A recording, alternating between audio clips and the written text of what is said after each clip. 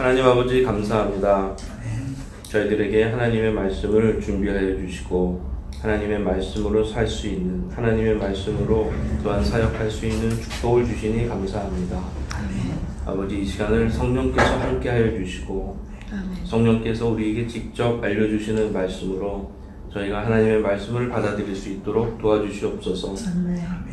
이 시간을 주관하신 우리 박한상 목사님 영혼에 축복하시고 항상 삶 가운데 성령께서 주시는 기쁨과 희락이 넘치며 또한 공급하심으로 충만하도록 이끌어 주시옵소서. 감사드리며 예수님의 이름으로 기도드렸습니다. 아멘. 28장에 관해서 한번 말씀해 주시고 우리 미국 팀들도 줌으로 들어오시는 분들도 한번 말씀할 준비를 해 주십시오. 네.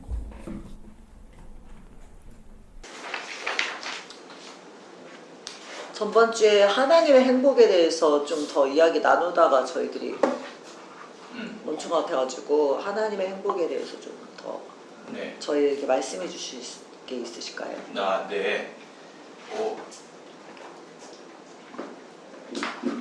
네.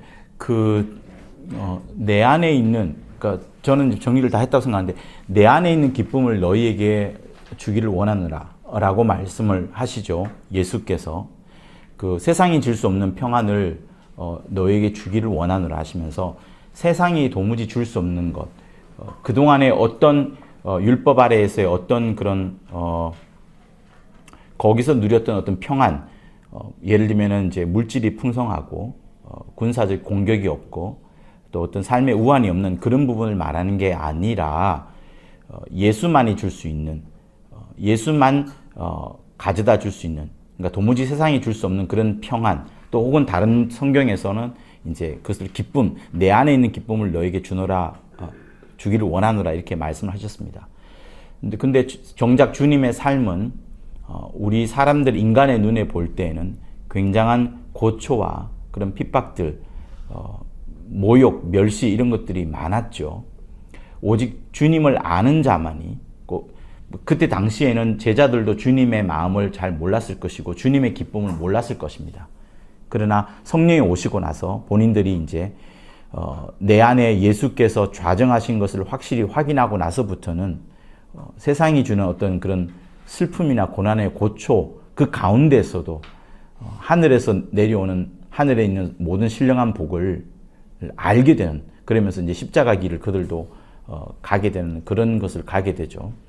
그러니까 다시금 이제 말씀드리고 싶은 것은 예수 안에 있는 기쁨, 예수만 줄 수 있는 그 평안, 그것을 우리가 확실히 붙잡아야 되는데, 그러려면 내 영이, 육체가 아니라, 육체의 기쁨과 즐거움이 아니라 영이 누릴 수 있는 기쁨과 즐거움, 그것을 잡아야 된다. 이렇게 말씀을 이제 드리고 싶습니다. 그러니 또 말하자면 현실적으로 눈에 보이는 게 뭐냐, 어떤 표적이 있느냐 이렇게 말할 수밖에 없을 것 같아요. 그러나 오직 그 사람만 가장 확실히 알겠죠. 내가 하나님으로부터 말미암는 복을 갖고 있다. 정말 내 속에는 넘쳐나는 찬양이 흘러나온다 하는 그것은 그 사람만 가장 잘 알겠죠. 그리고 우리가 입술을 벌려서 간증을 하더라도 그 감각, 그 느낌, 그 행복을, 그 하나님으로부터 말미암는 그 행복을 다 말로 표현하기가 어려울 겁니다. 그죠?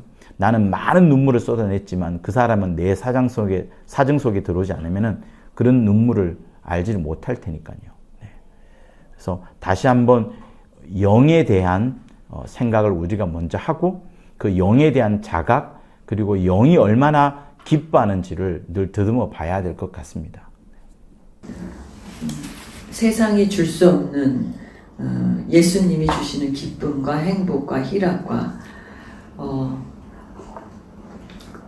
그것이 있고, 내 영에 그것이 있고, 또 내 육신에는 내 육신의 감정들이 막 돌아다니고, 삶 속에서 이게 동시에 일어난다는 거죠. 그래서 내가 의지를 가지고 이 육신의 감정에 휘말릴 게 아니고 예수님이 주시는 영에 주시는 기쁨과 그 행복과 그 생명과 소망과 그쪽으로 그것을 내가 추구해야 된다는 것을 저는 많이 느꼈어요. 제가 삶 속에서 그런 거를 겪으면서 이게 예수님이 내 영에는 항상 생명과 평안뿐인데 내 영에는 그런데 내 마음에는 생명과 평안이 없어. 어떨 때는 없는 것처럼 느껴지고 힘들고 그런 것들은 왜 그럴까? 분명히 내 영에는 생명과 평안이 있고 기쁨이 있는데 그래서 거기서는 나의 의지도 분명히 작용해야 된다는 거. 그래서 예수를 바라보아야 된다는 거. 내가 온전케 하시는 그분을 항상 바라보고 그분의 초점을 맞추면서 영과 육신의 그 정욕을 구별하고 분별하고 내가 더 영에 초점 맞추는 삶을 살려고 해야 된다는 것을 저는 경험했습니다. 네.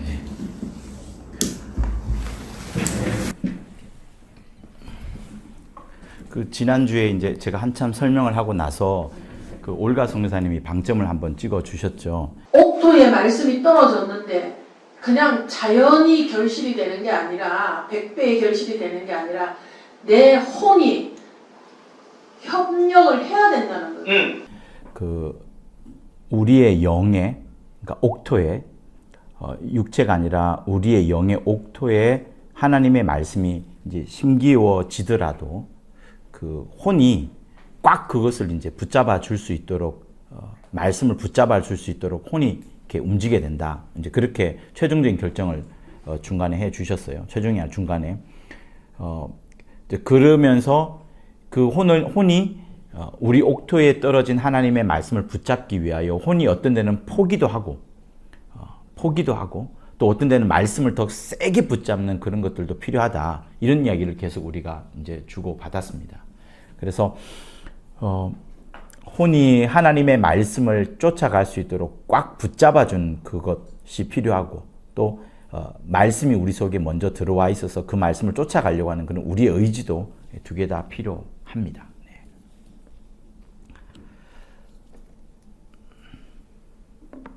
또 말씀하실 분 있으실까요? 그러면 책으로 들어가 보도록 하겠습니다. 책 들어가고 또 중간에 말씀하셔도 좋습니다. 29장으로 넘어가도록 할 건데요. 28장 맨 첫 줄을 한번 보시면 갈라디아서 5장 16절 말씀이죠. 성령을 쫓아 행하라. 그리하면 육체의 욕심을 이루지 아니하리라. 육체의 소욕은 성령을 거스르고 성령의 소욕은 육체를 거스리니 이러면서 성령과 육체의 다툼을 이야기합니다. 그러니까 지금 우리는 계속해서 영과 육체의 그 구분, 영이 느끼는 그것과 육체의 감정으로 느껴지는 그것을 우리는 계속 이야기를 해왔었는데 성경은 오히려 그 우리의 영에 대한 것을 이야기하기보다 그 영 속에서 실제로 역사하시는 성령에 대해서 이야기를 합니다. 그래서 우리를 이끌어가는 것은 그러니까 우리의 영을 이끌어가는 것은 성령이 이끌어가는 겁니다. 성령이 하나님의 말씀으로 하나님의 말씀을 기억나게 하고 하나님의 말씀을 생각나게 하고 그러면서 하나님의 말씀이 최고의 기준이다, 의다, 정점이다. 이걸 계속 말씀하시면서 우리의 영을 이끌어가는 것은 성령이다. 그러니까 영과 육체의 싸움이 아니고 성령과 육체의 싸움이 가장 맞는 겁니다. 그래서 늘 내 영이 성령을 이끌림 받을 수 있도록 다른 어떤 사람들보다 나는 성령의 이끌림을 받아야 되겠다라는 부분들을 꼭 한번 강조를 해보고 싶었습니다. 자, 그리고 28장 맨 아래에 보면 한계에 도전하는 이런 여러 가지 것들을 기록하고 있어요. 두 줄에 걸쳐서. 그러니까 우리 인간은 늘 한계에 도전하려는 그 육체의 열심이 있습니다. 그것을 위해서 혼이 열심으로 수고하죠. 그렇지만 그런 내용들에 대해서 부정하는 것이 아니라 그것과 별개로 신령한 일, 영적인 일은 또 다르게 이제 설명하는 부분이 231쪽부터 이제 흘러가게 됩니다. 231쪽 맨 아래 문단에 보면은 이제 이게 대괄호라 그러죠. 대괄호. 대괄호의 첫 문장이 나는 신앙생활하면서 이러한 양심의 정죄에 대해 남모른 깊은 고민에 빠져 지낸 적이 있다. 그러면서 사춘기와 청년 시절을 일부러 이렇게 언급을 하시면서 양심에 정죄되었던 과거가 있었지만 232쪽 이제 위에서 넷째 줄, 셋째 줄, 넷째 줄 그러다가 진리를 깨달은 후 비로소 내 영혼을 알게 되자 심령의 참 자유와 기쁨이 넘쳐났다. 과거에는 사춘기와 청년의 시절을 겪었던 수많은 그 양심의 정죄가 육체를 향한 것이었더라면 이제 진리를 안 이후에는 영혼을 더 알게 되니까 내 영혼이 진리로 말미암아 하나님의 말씀으로 말미암아 자유한 자가 되었구나. 이것을 알게 되고 나서부터 심령의 참 자유와 기쁨이 계속 넘쳐났다. 이렇게 말씀을 합니다. 그래서 우리 양심이 정죄받는 부분들이 지속되면 매우 위험합니다. 자, 232쪽 첫 번째 문단에 두 번째 문단이라 해야 될까요? 영혼을 모르면 이라고 나오는 문단, 그 문단 넷째 줄 보면 그러나 영혼은 옥토다. 육체가 옥토가 아니라 영혼이 옥토다. 그리고 그 밑에 줄에 보면 하나님이 너희는 하나님의 밭이라 말씀하셨는데 이 밭은 나의 영혼을 말씀을 한다. 그래서 계속 우리가 배워왔다시피 하나님의 말씀이라는 씨가 내 영혼이라는 밭에 심겨져서 이것이 무럭무럭 자라나야 됩니다. 그러면서 우리가 또 그런 공부도 했었죠. 내가 모성이다. 내 영혼은 여성성, 곧 모성으로서 말씀을 잉태하고 말씀이 자라게 만들고 말씀이 성장해 나가도록 계속해서 모친처럼 그 말씀을 키워나가야 된다. 말씀을 사랑해야 된다. 말씀을 아껴야 된다. 그런 이야기를 우리는 쭉 공부를 해왔었습니다. 그리고 밑에서 다섯째 줄 씨는 곧 자라서 영혼을 행복하게 할 뿐만 아니라 씨를 뿌리신 하나님을 참으로 기쁘게 해드린다. 그러니까 옥토의 씨가 떨어진 것, 영혼의 씨가 떨어지게 되면 우리 영혼을 행복하게 할 뿐만 아니라 그 씨를 뿌려주신 하나님도 참으로 기쁘게 해주신다. 이 말씀을 합니다. 그러니까 일거양득이죠. 영혼을 행복하게 하는 그것이 하나님을 기쁘게 하는 것이요. 하나님을 기쁘게 하시려고 하는 그 모든 것들이 영혼을 행복하게 하는 것이니 우리가 그의 나라와 그의 의를 구하자. 여기까지 나아갈 수 있겠습니다. 자, 233페이지 다섯째 줄. 이런 열매의 속성은 그러니까 성령의 열매를 말하죠. 사랑과 희락과 화평과 오래 참음과 자비와 양선과 충성과 온유와 절제. 이런 것들은 억지로 노력하는 것이 아니다. 그러니까 많은 사람들이 사랑과 희락과 화평과 오래 참음과 자비와 양성을 노력을 해서 표현하고 드러내려고 합니다만 그렇게 되면은 역시 성령의 흐름을 받는 게 성령의 이끌림을 받는 게 아닙니다. 우리의 가장 바른 모습은 성경이 지적하고 있는 바는 성령이 충만하여서 늘 성령의 이끌림을 받아서 내 안에서 사랑이 넘쳐나고 희락이 나타나고 화평이 나타나고 오래 참음이 나타나고 이렇게 되어야 되는 것이지 억지로 노력하는 것은 아니다. 그래서 영혼이 성령으로 행복할 때 당연히 이런 것들은 드러난다. 이렇게 말씀을 합니다. 자, 거기서 하나, 둘, 셋, 넷, 다섯째 줄 보시면은요. 육체는 이라고 시작되는 문장이 있죠. 육체는 하나님께서 영혼을 위해 세상에 머물게 하신 영의 집이다. 그러니까 영이 머물려고 하는 그 집, 영이 머물러 있는 집은 육체예요. 하나님께서 그렇게 세상에 우리에게 허락하신 집이 바로 육체입니다.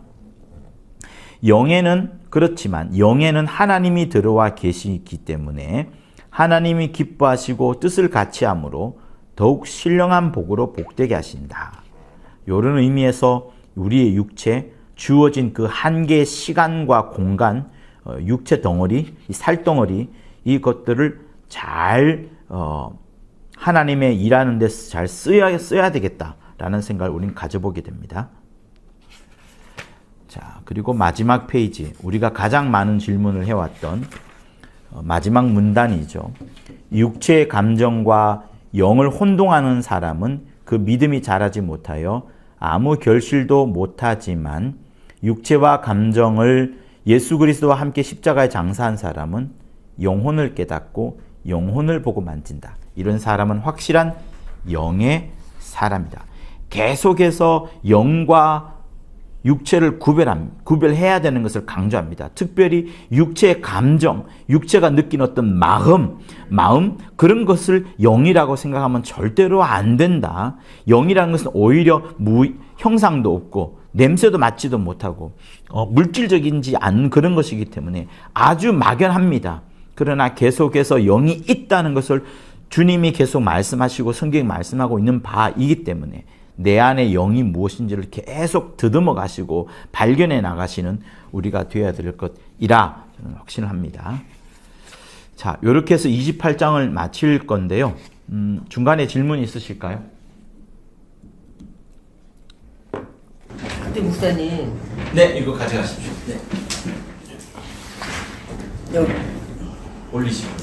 여기 육체 감정, 그러니까 혼의 감정도 있고 영은 뭐 감정도 느끼지 못하지만 성령께서도 인격체시다 보니까는 인격체시잖아요, 그렇죠?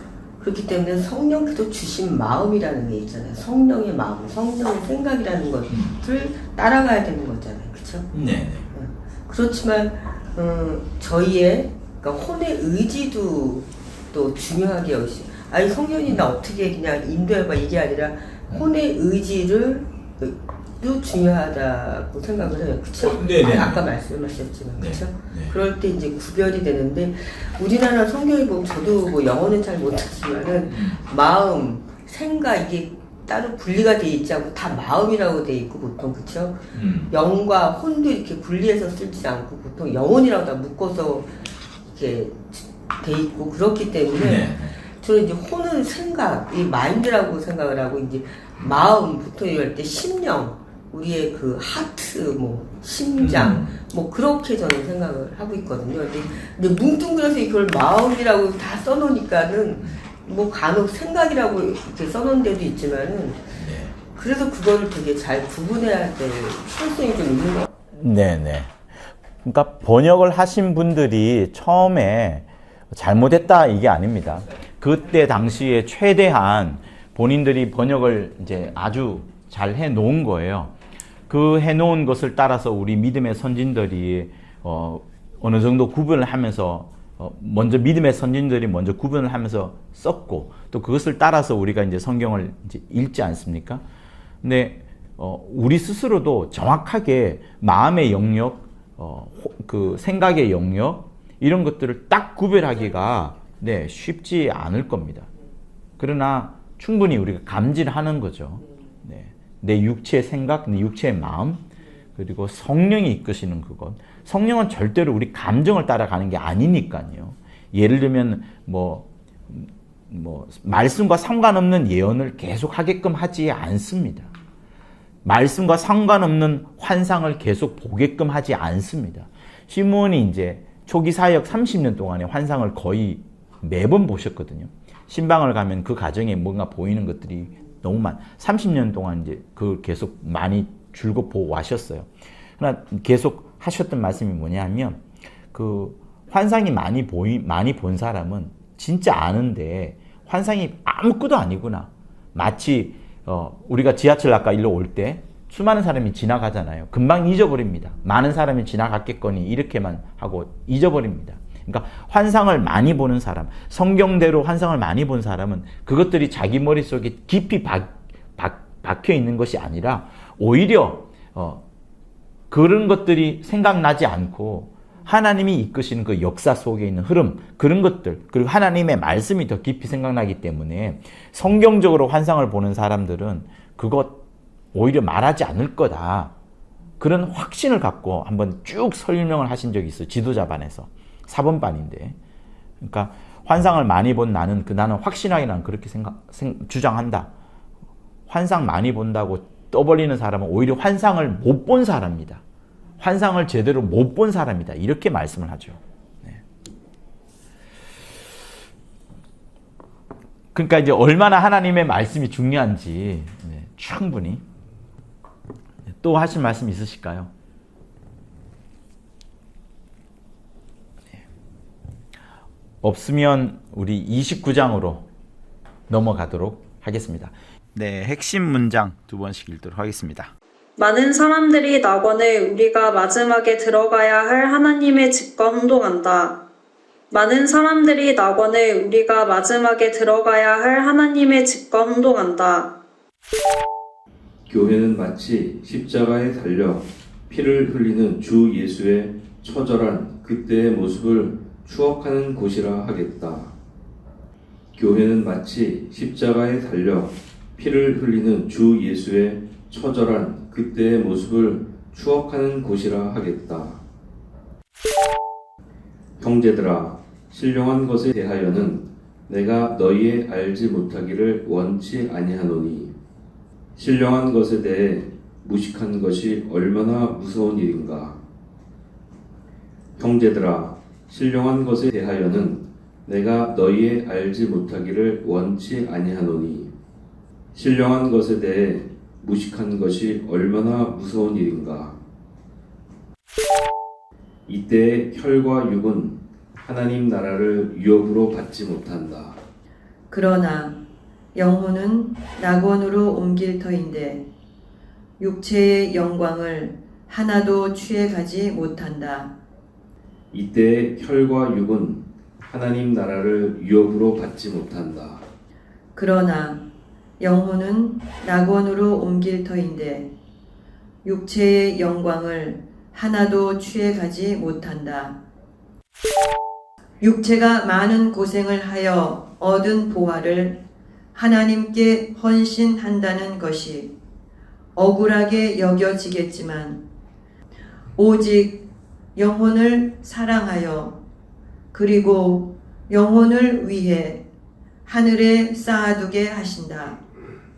육체가 많은 고생을 하여 얻은 보화를 하나님께 헌신한다는 것이 억울하게 여겨지겠지만 오직 영혼을 사랑하여 그리고 영혼을 위해 하늘에 쌓아두게 하신다.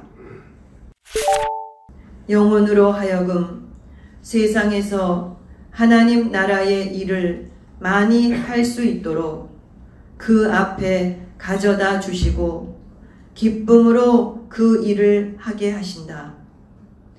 영혼으로 하여금 세상에서 하나님 나라의 일을 많이 할 수 있도록 그 앞에 가져다 주시고 기쁨으로 그 일을 하게 하신다. 이렇게 생각하자. 우리가 주를 알지 못했다면 그리하여 하나님의 이름을 부르지 않았다면 그렇게 무리한 헌신을 턱 앞에 가져다 놓지 않으셨을 것이다. 이렇게 생각하자. 우리가 주를 알지 못했다면 그리하여 하나님의 이름을 부르지 않았다면 그렇게 무리한 헌신을 턱 앞에 가져다 놓지 않으셨을 것이다. 그러한 기회를 모든 사람의 영혼 앞에 가져다 놓음은 하나님이 그 사람들의 영혼을 무척 사랑하고 위하십니다. 그러한 기회를 모든 사람의 영혼 앞에 가져다 놓음은 하나님이 그 사람들의 영혼을 무척 사랑하고 위하십니다. 낙원은 예수 그리스도께서 들어가기 이전에는 한 영혼도 거기에 들어간 자가 없다. 낙원은 예수 그리스도께서 들어가기 이전에는 한 영혼도 거기에 들어간 자가 없다. 낙원에는 예수의 피 없이는 누구도 들어갈 수 없다. 낙원에는 예수의 피 없이는 누구도 들어갈 수 없다. 그 이전에 있었던 의인들의 영혼은 어찌 되었을까? 이런 자는 최후의 심판날에 그 믿음이 살아있는지를 판단받아 영생의 혹은 영원한 불 속으로 들어갈 것이다. 그 이전에 있었던 의인들의 영혼은 어찌 되었을까? 이런 자는 최후의 심판날에 그 믿음이 살아있는지를 판단받아 영생의 혹은 영원한 불 속으로 들어갈 것이다. 낙원에 들어갈 자는 오직 하나님의 의가 있어야 한다. 아브라함의 의와 하나님의 의를 혼동해서는 안 된다. 낙원에 들어갈 자는 오직 하나님의 의가 있어야 한다. 아브라함의 의와 하나님의 의를 혼동해서는 안 된다. 흑자는 아브라함의 믿음을 영혼을 구원하는 믿음으로 착각한다. 그러나 아브라함의 믿음은 오직 아브라함이 순종한 것이요 그 행위를 의로 여기고 이를 아브라함의 의라 하셨다. 흑자는 아브라함의 믿음을 영혼을 구원하는 믿음으로 착각한다. 그러나 아브라함의 믿음은 오직 아브라함이 순종한 것이요 그 행위를 의로 여기고 이를 아브라함의 의라 하셨다. 하나님의 의는 오직 예수께서 하나님 아버지께 죽기까지 순종하고 복종하신 일로서 의를 이루었기에 예수 그리스도로 말미암은 의다. 하나님의 의는 오직 예수께서 하나님 아버지께 죽기까지 순종하고 복종하신 일로서 의를 이루었기에 예수 그리스도로 말미암은 의다. 예수께서 하나님께 의롭다함을 받은 것이 예수 이름이다. 예수께서 하나님께 의롭다함을 받은 것이 예수 이름이다. 즉 성령으로 마음에 임한 예수 이름이 없는 자는 어찌 되겠는가? 즉 성령으로 마음에 임한 예수 이름이 없는 자는 어찌 되겠는가?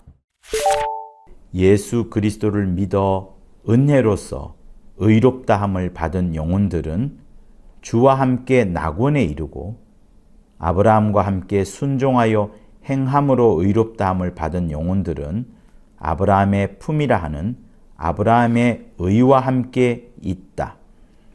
예수 그리스도를 믿어 은혜로서 의롭다함을 받은 영혼들은 주와 함께 낙원에 이르고 아브라함과 함께 순종하여 행함으로 의롭다함을 받은 영혼들은 아브라함의 품이라 하는 아브라함의 의와 함께 있다. 그 밖에 믿지 않은 자들의 영혼은 육체를 떠나 음부에 잠시 머물다가 무저갱으로 들어가 거기서 형벌의 날을 기다리게 된다. 무저갱은 귀신들이 가장 무서워하는 음부다. 그 밖에 믿지 않은 자들의 영혼은 육체를 떠나 음부에 잠시 머물다가 무저갱으로 들어가 거기서 형벌의 날을 기다리게 된다. 무저갱은 귀신들이 가장 무서워하는 음부다. 낙원에 대해서 꼭 집어서 말씀을 하시고요. 그리고 예수 믿기 전에 사람들은 어떻게 될 것인가에 대해서도 또 한편 충분히 이슈로 말할 수 있는 부분들입니다. 자, 여러분들이 다시 한번 훑어보시면서 질문할 것, 감동받은 부분들, 또 강조하고 싶은 부분들을 마음껏 이야기해 보시면 감사하겠습니다.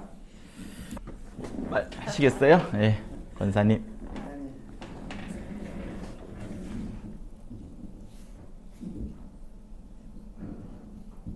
네, 나와요. 네. 낙원 낙원에 먼저 이제 사람이 죽으면 예수 믿다가 죽으면 낙원에 먼저 가잖아요. 예. 그랬다가 이제 하나님의 집으로 가는데 예. 낙원에 간 사람은 그러면 하나님의 집에 다 들어간 데는 보장을 받은 거네요. 그럼요. 예. 이게 예. 그러니까 성경이 말하고 있는 교회, 그죠? 성경에 말하고 있는 교회에 있는 사람들이 벌써 장차 낙원에 들어갈 거고, 낙원에 들어가 버리는 순간, 육체를 떠나는 순간, 그때부터는 이미 결정이 다 끝나버린 겁니다. 그러니까 육체가 마지막 기회, 육체를 딱 끝나는 순간 모든 게 이제 끝나는 겁니다. 고난과 고초, 핍박 다 없고요. 그러니까 육체에 있을 때 어떻게 사느냐, 이게 정말 중요한 거죠. 낙원에 들어가면 그때부터는 일사천리죠. 네. 권사님 잘 말씀하셨습니다. 또 누가 말씀해 주십시오. 서진 선생님 말씀하실래요? 저는 그 242쪽에 그 마지막 문단에 이스라엘 중 구원받고 천국에 들어갈 자는 순종하여 아브라함에 의해 이르고 그 밖의 인류의 영혼은 예수 그리스도를 믿음으로 의해 이른다고 했는데, 그 사실 아브라함의 의와 그 하나님의 의를 혼동하지 말라 하는데, 여기서 저는 좀 헷갈리는 게, 그러면 이제 예수님이 이 땅에 오셨잖아요. 초림을 하셨잖아요. 그러면 그 이후에 이제 저희는, 제가 알기로는 뭐 이스라엘이나 뭐 믿지 않는 이방인들은 다 예수 그리스도를 말미암아 구원을 얻게 된다고 알고 있는데, 이 말은 여기서 이제 의미하는 구원이 어떤 건지, 그러면 이제 이스라엘 백성, 이스라엘 민족들은 그러면 이 문장에 의거하면 예수 그리스도를 믿지 않고 아브라함에 의해 바로 거하는 건지 좀 헷갈립니다. 네. 그래요. 설명 드릴까요? 바로 드릴까요? 또 질문하시겠어요? 바로 드릴까요? 네. 이제 자, 이 설명을 굉장히 좀 길 것 같은데, 자, 잘 한번 들어보세요. 여러분들도 아마 처음 듣는 내용일 수도 있을 거예요. 근데 꼭 필요한 이제 말씀을 드리도록 하겠습니다.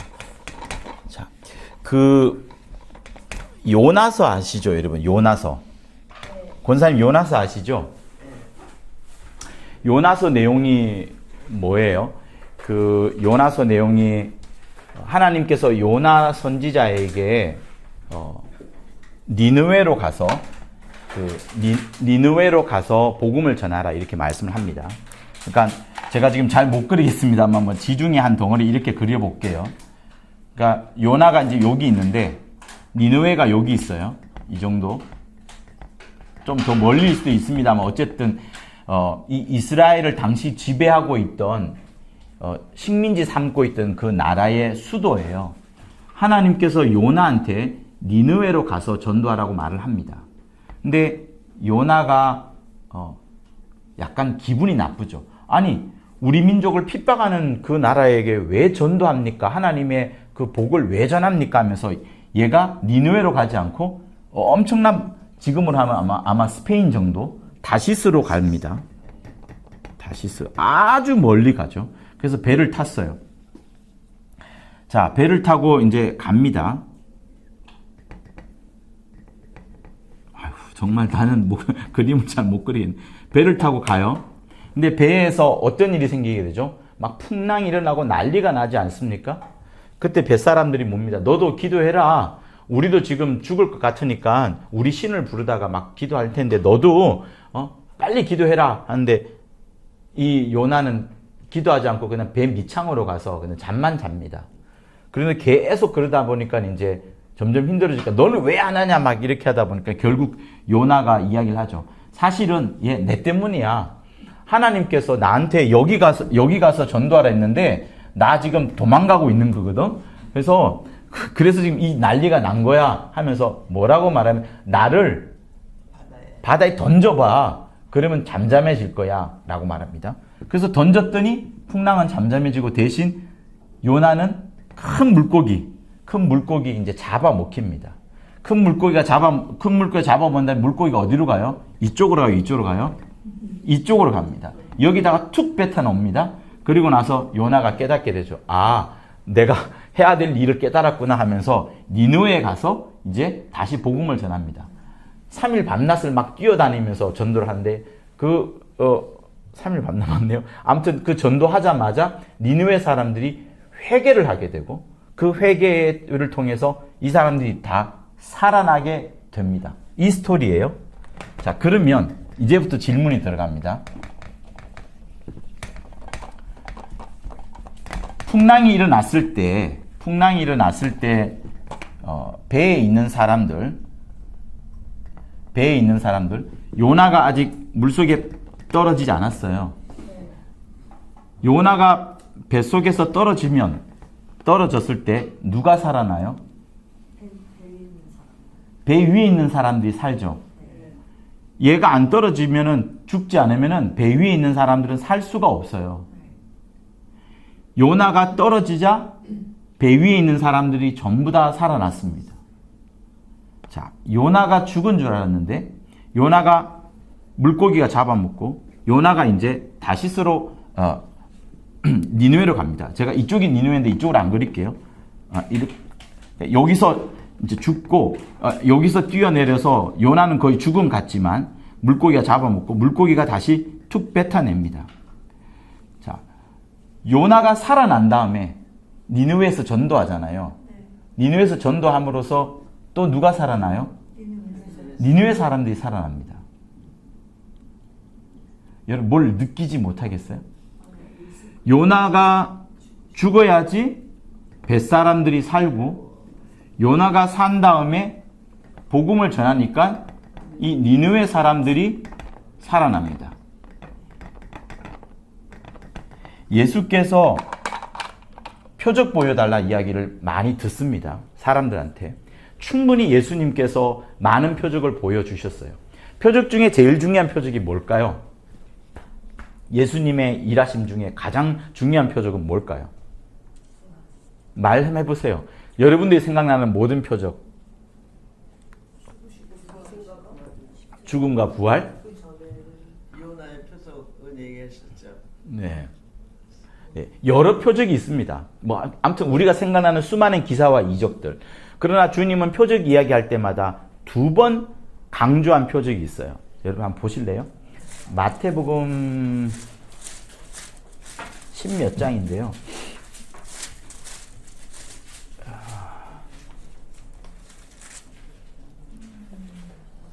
요나의 표적이 있는 부분 한번 찾아보셔요, 여러분. 12장. 네네네네. 12장 38절에서 40절까지 한번 읽어볼까요? 마태복음 12장 38절에서 40절 시작. 그때 서기관과 바리새인 중 몇 사람이 말하되 선생님이여 우리에게 표적 보여주시기를 원하나이다.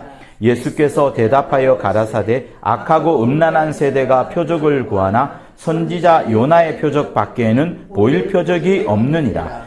요나가 밤낮 사흘을 큰 물고기 뱃속에 있었던 것 같이 인자도 밤낮 사흘을 땅속에 있으리라. 자, 요 말씀을 합니다. 아무도 못 알아들을 거예요. 인자도 밤낮 사흘을 땅속에 있으리라. 이게 무슨 말인지 도무지 제자들은 알지 못하는 상황 속에 있지만 주님이 표적 중에 최고의 표적, 막 500년 이 정도도 대단한 건데 무리를 걷는 것도 대단한데 주님은 지금 전혀 경험해보지 못했던 표적이라고 하면서 요나의 표적 너희가 알지? 그것처럼 인자도 밤낮 사흘을 땅속에 있으리라 하고 딱 끝나갑니다. 자, 그리고 또 한 번 더 나와요. 마태복음 16장을 보실까요? 네. 16장, 이거는 이제 바리새인과 사두개인 앞에서 하는 거죠. 16장 1절에서부터 4절까지 시작. 바리새인과 사두개인들이 와서 예수를 시험하여 하늘로서 오는 표적 보이기를 청하니 예수께서 대답하여 가라사대 너희가 저녁에 하늘이 붉으면 날이 좋겠다 하고 아침에 하늘이 붉고 흐리면 오늘은 날이 굳겠다 하나니 너희가 천기는 분별할 줄 알면서 시대의 표적은 분별할 수 없느냐. 악하고 음란한 세대가 표적을 구하나 요나의 표적 밖에는 떠나가시다. 자, 두 번이나 예수께서 표적 이야기할 때 두 번이나 주님이 강조하신 부분은 요나의 표적을 말하는 겁니다. 그럼 요나의 표적이 뭐냐고 보는 것인데, 주님이 아직 죽고 부활하신 게 여러분 아닙니다. 근데 주님이 그런 말씀을 하죠. 인자도 밤낮 사흘을 땅속에 있으리라. 인자가 밤낮 사흘 동안 땅속에 있는 것을 주님은 그제서야 말씀하신 게 아니고 이미 이 땅에 오시기 전부터 이미 주님은 밤낮 사흘을 땅속에 있는 부분을 말씀을 하십니다. 자, 요나가 여기서 죽은 거나 마찬가지예요. 물고기 뱃속에 들어가서 죽은 거나 마찬가지입니다. 이미 바다에 빠질 때 죽은 것이고, 물고기 뱃속에 들어간 것은 사실상 뭐예요? 얘를 이쪽에다 끌어집어내려고 옮겨가는 겁니다. 하나님이 그렇게 일하시는 거죠. 그러면 여기서 보셔야 될 게 뭐냐면, 요나의 표적은 여러 가지가 있지만 이걸 말하는 겁니다. 요나가 여기서 죽어요. 죽었을 때 얘네들이 삽니다. 그리고 여기서 이쪽으로 가는 것은 부활을 말하고요. 부활하신 이후에 니느웨 사람들한테 복음을 전하면서 얘네들이 삽니다. 주님은 애초에, 여러분, 주님은 이 땅에 오기 이미 전부터 자기의 심령 속에 하나님 아버지와 뭐라고 해야 될까요? 죽음과 부활에 대해서 이미 마음속에 생각을 하고 오시는 겁니다. 이미 그 마음속에 주님이 하시는 가장 중요한 일은 이 땅에서의 죽고 이 땅에서의 부활하여서 하늘나라 들어가는 거예요.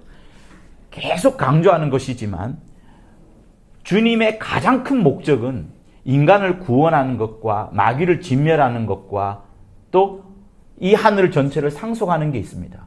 그러나 그 중에서 다 똑같지만 정말로 주님이 가장 중요하게 생각하는 그것, 그리고 선후를 보자면 제일 먼저는 하나님 아버지 앞에 자기가 어떻게 하느냐라는 부분입니다. 그렇기 때문에 주님은 제1의도, 하나님 아버지 앞에 자기 자신이 하나님께서 자기에게 하늘을 후사로 주신다고 할 때에 주님의 마음, 그러니까 1의도, 보좌 상속, 하늘 상속, 마귀 진멸, 이 사이에, 요 사이에 말이에요. 인간을 구원하는 그것. 여러분, 제가 1, 2, 3 쓴 것은 중요하고 이거는 중요하지 않다라는 부분이 아니에요. 이 순서로 내려오는 겁니다. 물론 충분히 여러분이 파악하고 나면은 하나님의 의도를 알게 되면 이게 제일 중요하고 그 다음 내려오는 게 맞습니다.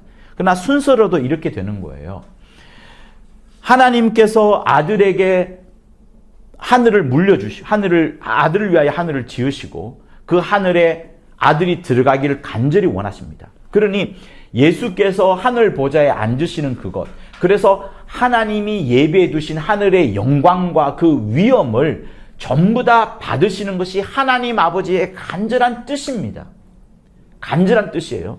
그렇기 때문에 예수께서 하늘나라 들어가시는 게 최종적인, 그리고 최초의 그 가장 원하시는 바인데, 예수께서 하늘 보좌에 앉으신 이후에야 사람이 구원받습니다. 여러분, 이거 진짜 중요합니다. 많은 사람들이 이거 놓치고 있는데, 우리가 구원받는 그것은 예수님이 보좌에 앉으시고 그때 누가 와요?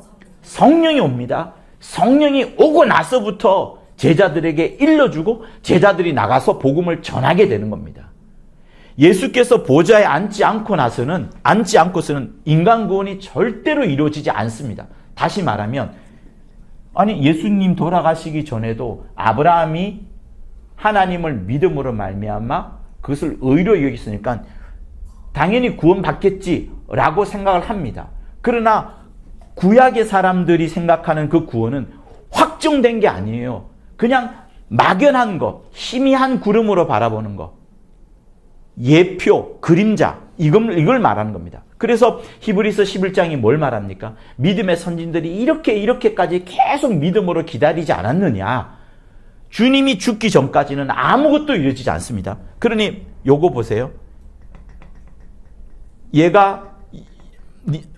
요나가 여기서 뛰어내림으로 말미암아 여기가 살고, 그 다음에 요나가 있고 니느웨에 가서 니느웨 사람들의 복음을 전함으로써 이렇게 살아난 것인데, 요거는 표적을 말한 겁니다. 그러면 주님의 행사는 뭐냐? 주님이 이 땅에 오셔서 죽으시면, 자, 주님이 이 땅에 와서 죽으세요. 희생을 말하는 겁니다. 희생을 말하는 부분을 여러분 구약에 딱 보자면, 구약 사람들이 제사를 지내면서, 율법 아래에서 제사를 지내면서 수많은 양들을 잡잖아요. 1년에 한 번 매년마다 잡습니다. 그러나 그 양을 죽이면서 과연 제사장들과 그 율법을 아는 사람들이 그때 내 죄가 완전히 없어졌어, 진짜 생각할까요? 그래서 히브리서가 뭐라고 말합니까? 양심상 우리를 온전케 하지 못한다.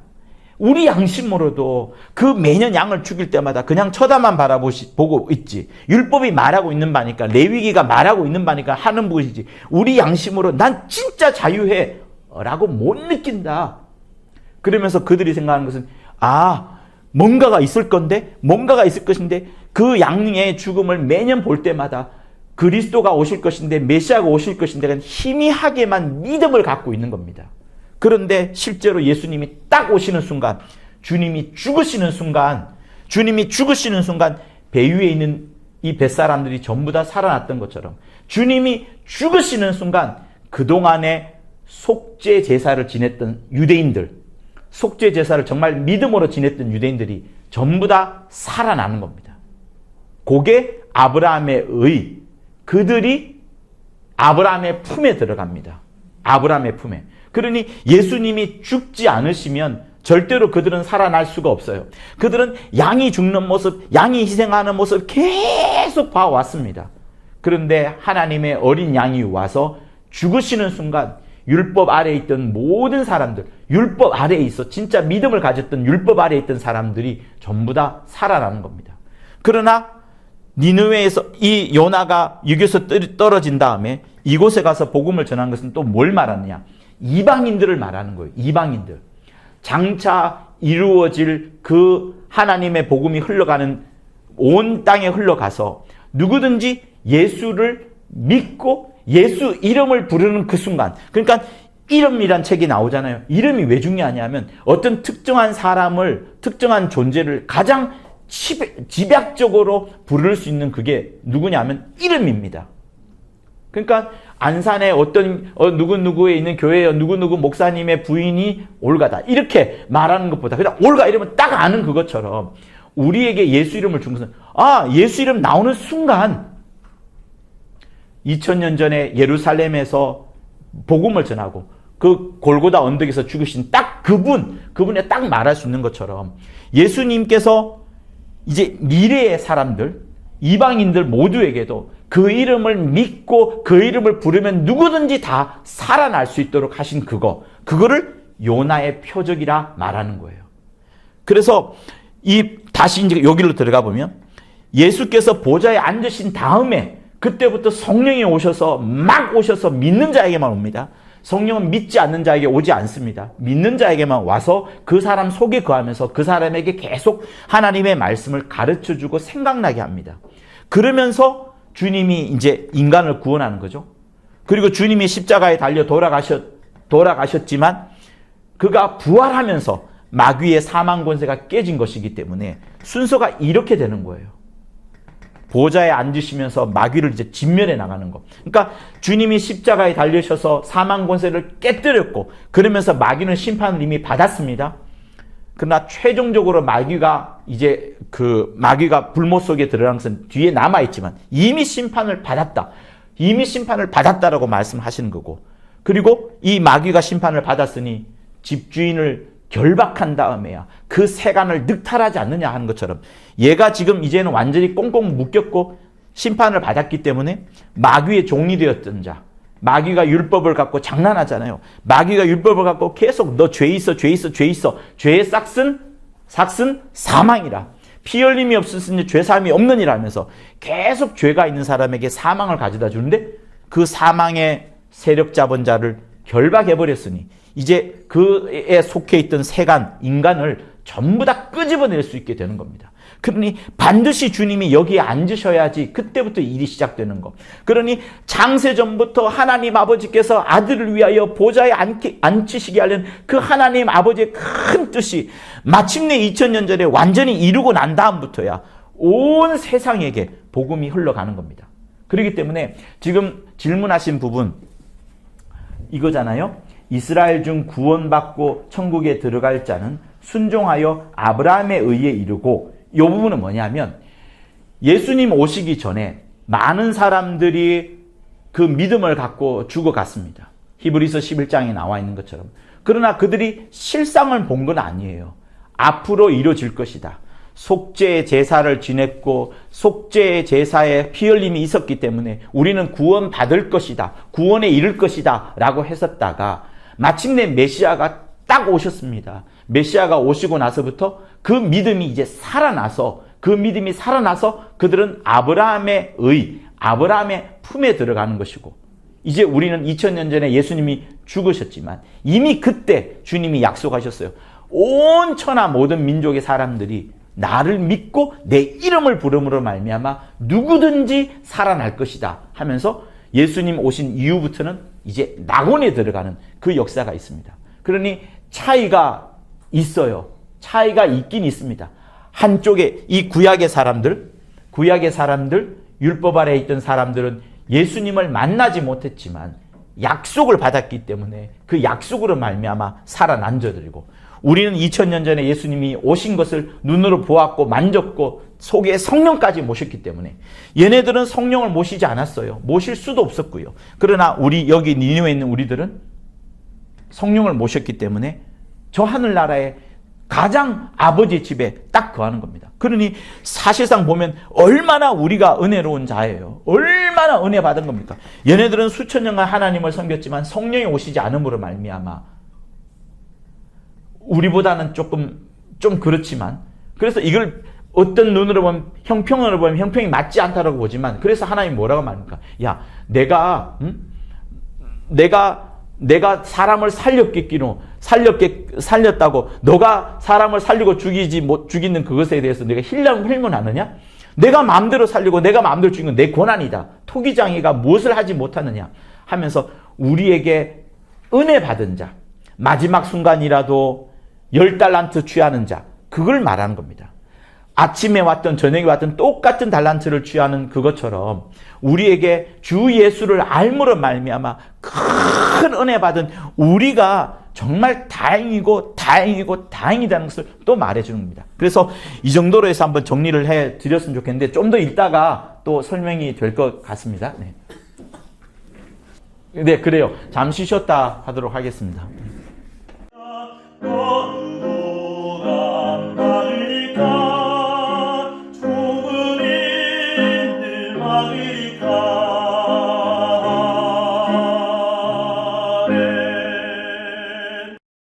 그러니까 저희 공동체는 이스라엘과 열방이 하나 되는 교회를 원하잖아요. 그래서 이스라엘과 열방 이렇게 얘기를 하기도 하는데, 시므온의 모든 책들은 이스라엘은 구약시대의 이스라엘을 말하고 이스라엘과 교회 이렇게 해서 온 인류, 이스라엘을 포함한 온 인류를 교회로 말씀하시고, 여기 이스라엘은 구약시대의 이스라엘을 이야기하시더라고요. 모든 책들이. 근데 이제 우리가 보는 관점으로는 이게 처음에 보면 이게 어떤 이스라엘이지 이렇게 좀 헷갈릴 수가 있는데, 이제 그 개념만 잡아놓으면 이게 무슨 내용인지 아는 거죠. 네, 현재 이스라엘, 네, 맞아요. 예수 이후의 이스라엘은 예수 이전. 마찬가지로 니느웨 사람들처럼 그냥 예수님의 공로로 다 은혜로 그 낙원으로 들어가는 것이고, 예수 이전 사람들은 아브라함 품에 들어간다는 거. 그죠? 그거 현대 유대인들이 율법 아래 있으면 안 되고, 네, 그렇죠. 예수 아래, 되면, 예수를 완벽하게 옮겨와야 되는 그것. 그러니까는 지금 현대 유대인들, 유대교를 믿는 유대인들은 아브라함 품에도 들어갈 수가 없는 거죠. 왜냐면 지금 예수를 거부하니까. 맞으니까.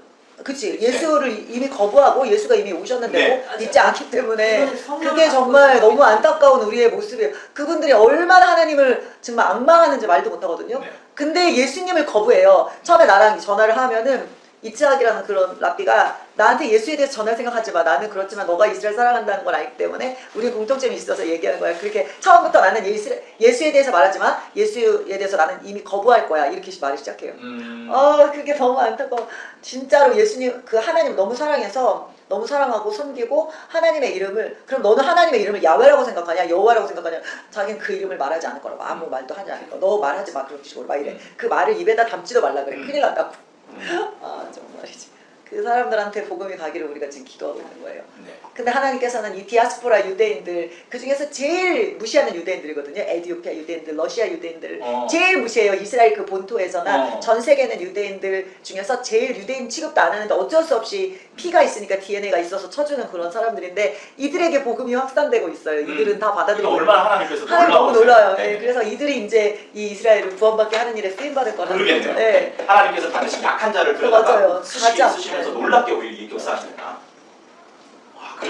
네, 그래서 우리를 항상 에티오피아 유대인들도 우리는 진짜로 그 히브리 유대인들한테도 엄청나게 많이 접근을 했어요. 그 사람도 우리를 사랑하고 메시아니 유대인들이니까 같이 뭐 협력하고 이럴 수가 있는데 항상 동등하지도 않고 우리는 말씀을 너네한테 가르치지만 너네 말씀도 들을게 라고는 하지만 실제로는 그거가 이루어지지 않아요.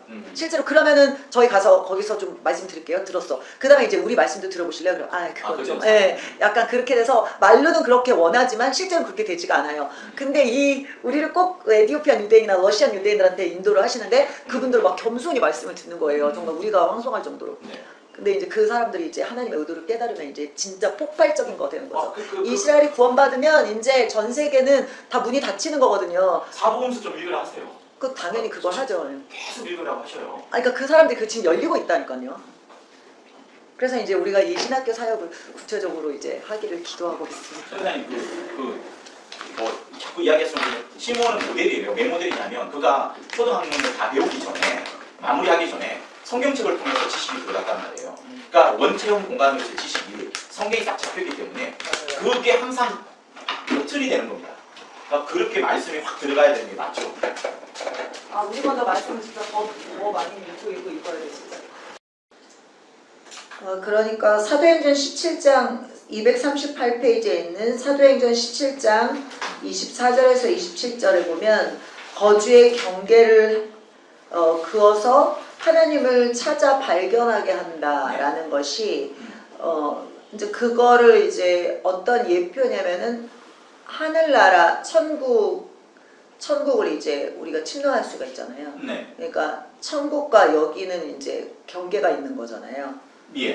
그러니까 그런 것을 알려주시기 위해서 각 나라의 거주의 경계를 정하셨다는 건가요? 저는 그렇게 생각하지 않습니다. 이건요? 네. 일전에 한번 제가 원강 때 한번 흘러가면서 여러분들 말씀드렸던 부분이 뭐냐면 그 바벨탑 사건 이후에 바벨탑 사건 때 하나로 다 모이잖아요. 모였지만 하나님이 흩으시지 않습니까? 흩으시고 난 다음에 하나님께서 선택한 민족은 아브라함 그 민족을 이제 선택하시는 겁니다. 그죠? 그리고 아브라함 민족만 하나님을 알게 됩니다.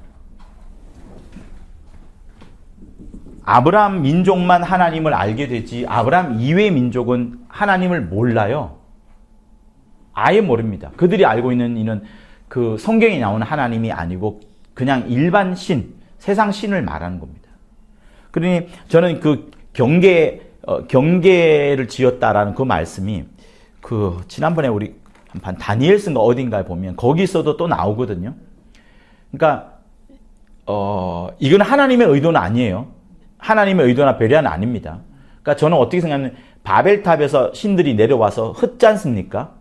흩어놓고 그 흩은 자들을 중에서 이 민족은 이 신이, 이 민족은 저 신이 이렇게끔 어느 정도의 이제 붙잡아 주는 거죠. 담당을 하는데 하나님께서 이 이스라엘 사람들한테는 여호와를 주시는 거예요.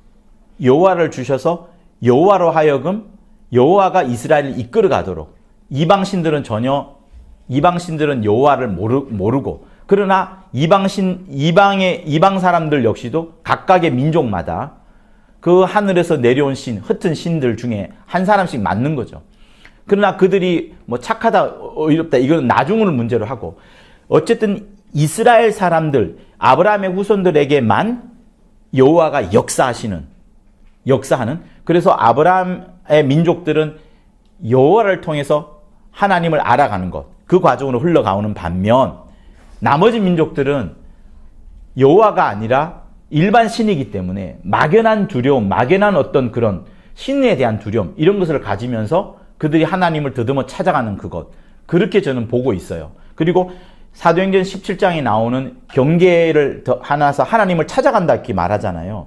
그러니까 고넬료의 마음이 굉장히 하나님을 경외하는 마음이 있지 않습니까?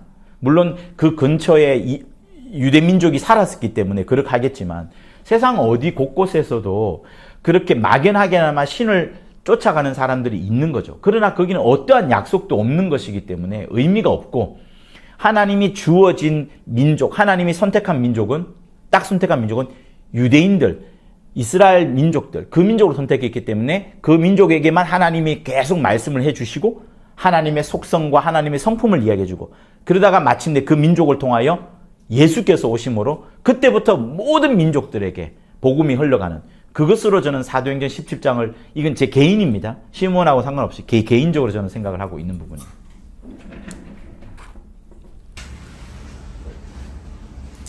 자, 또 네네.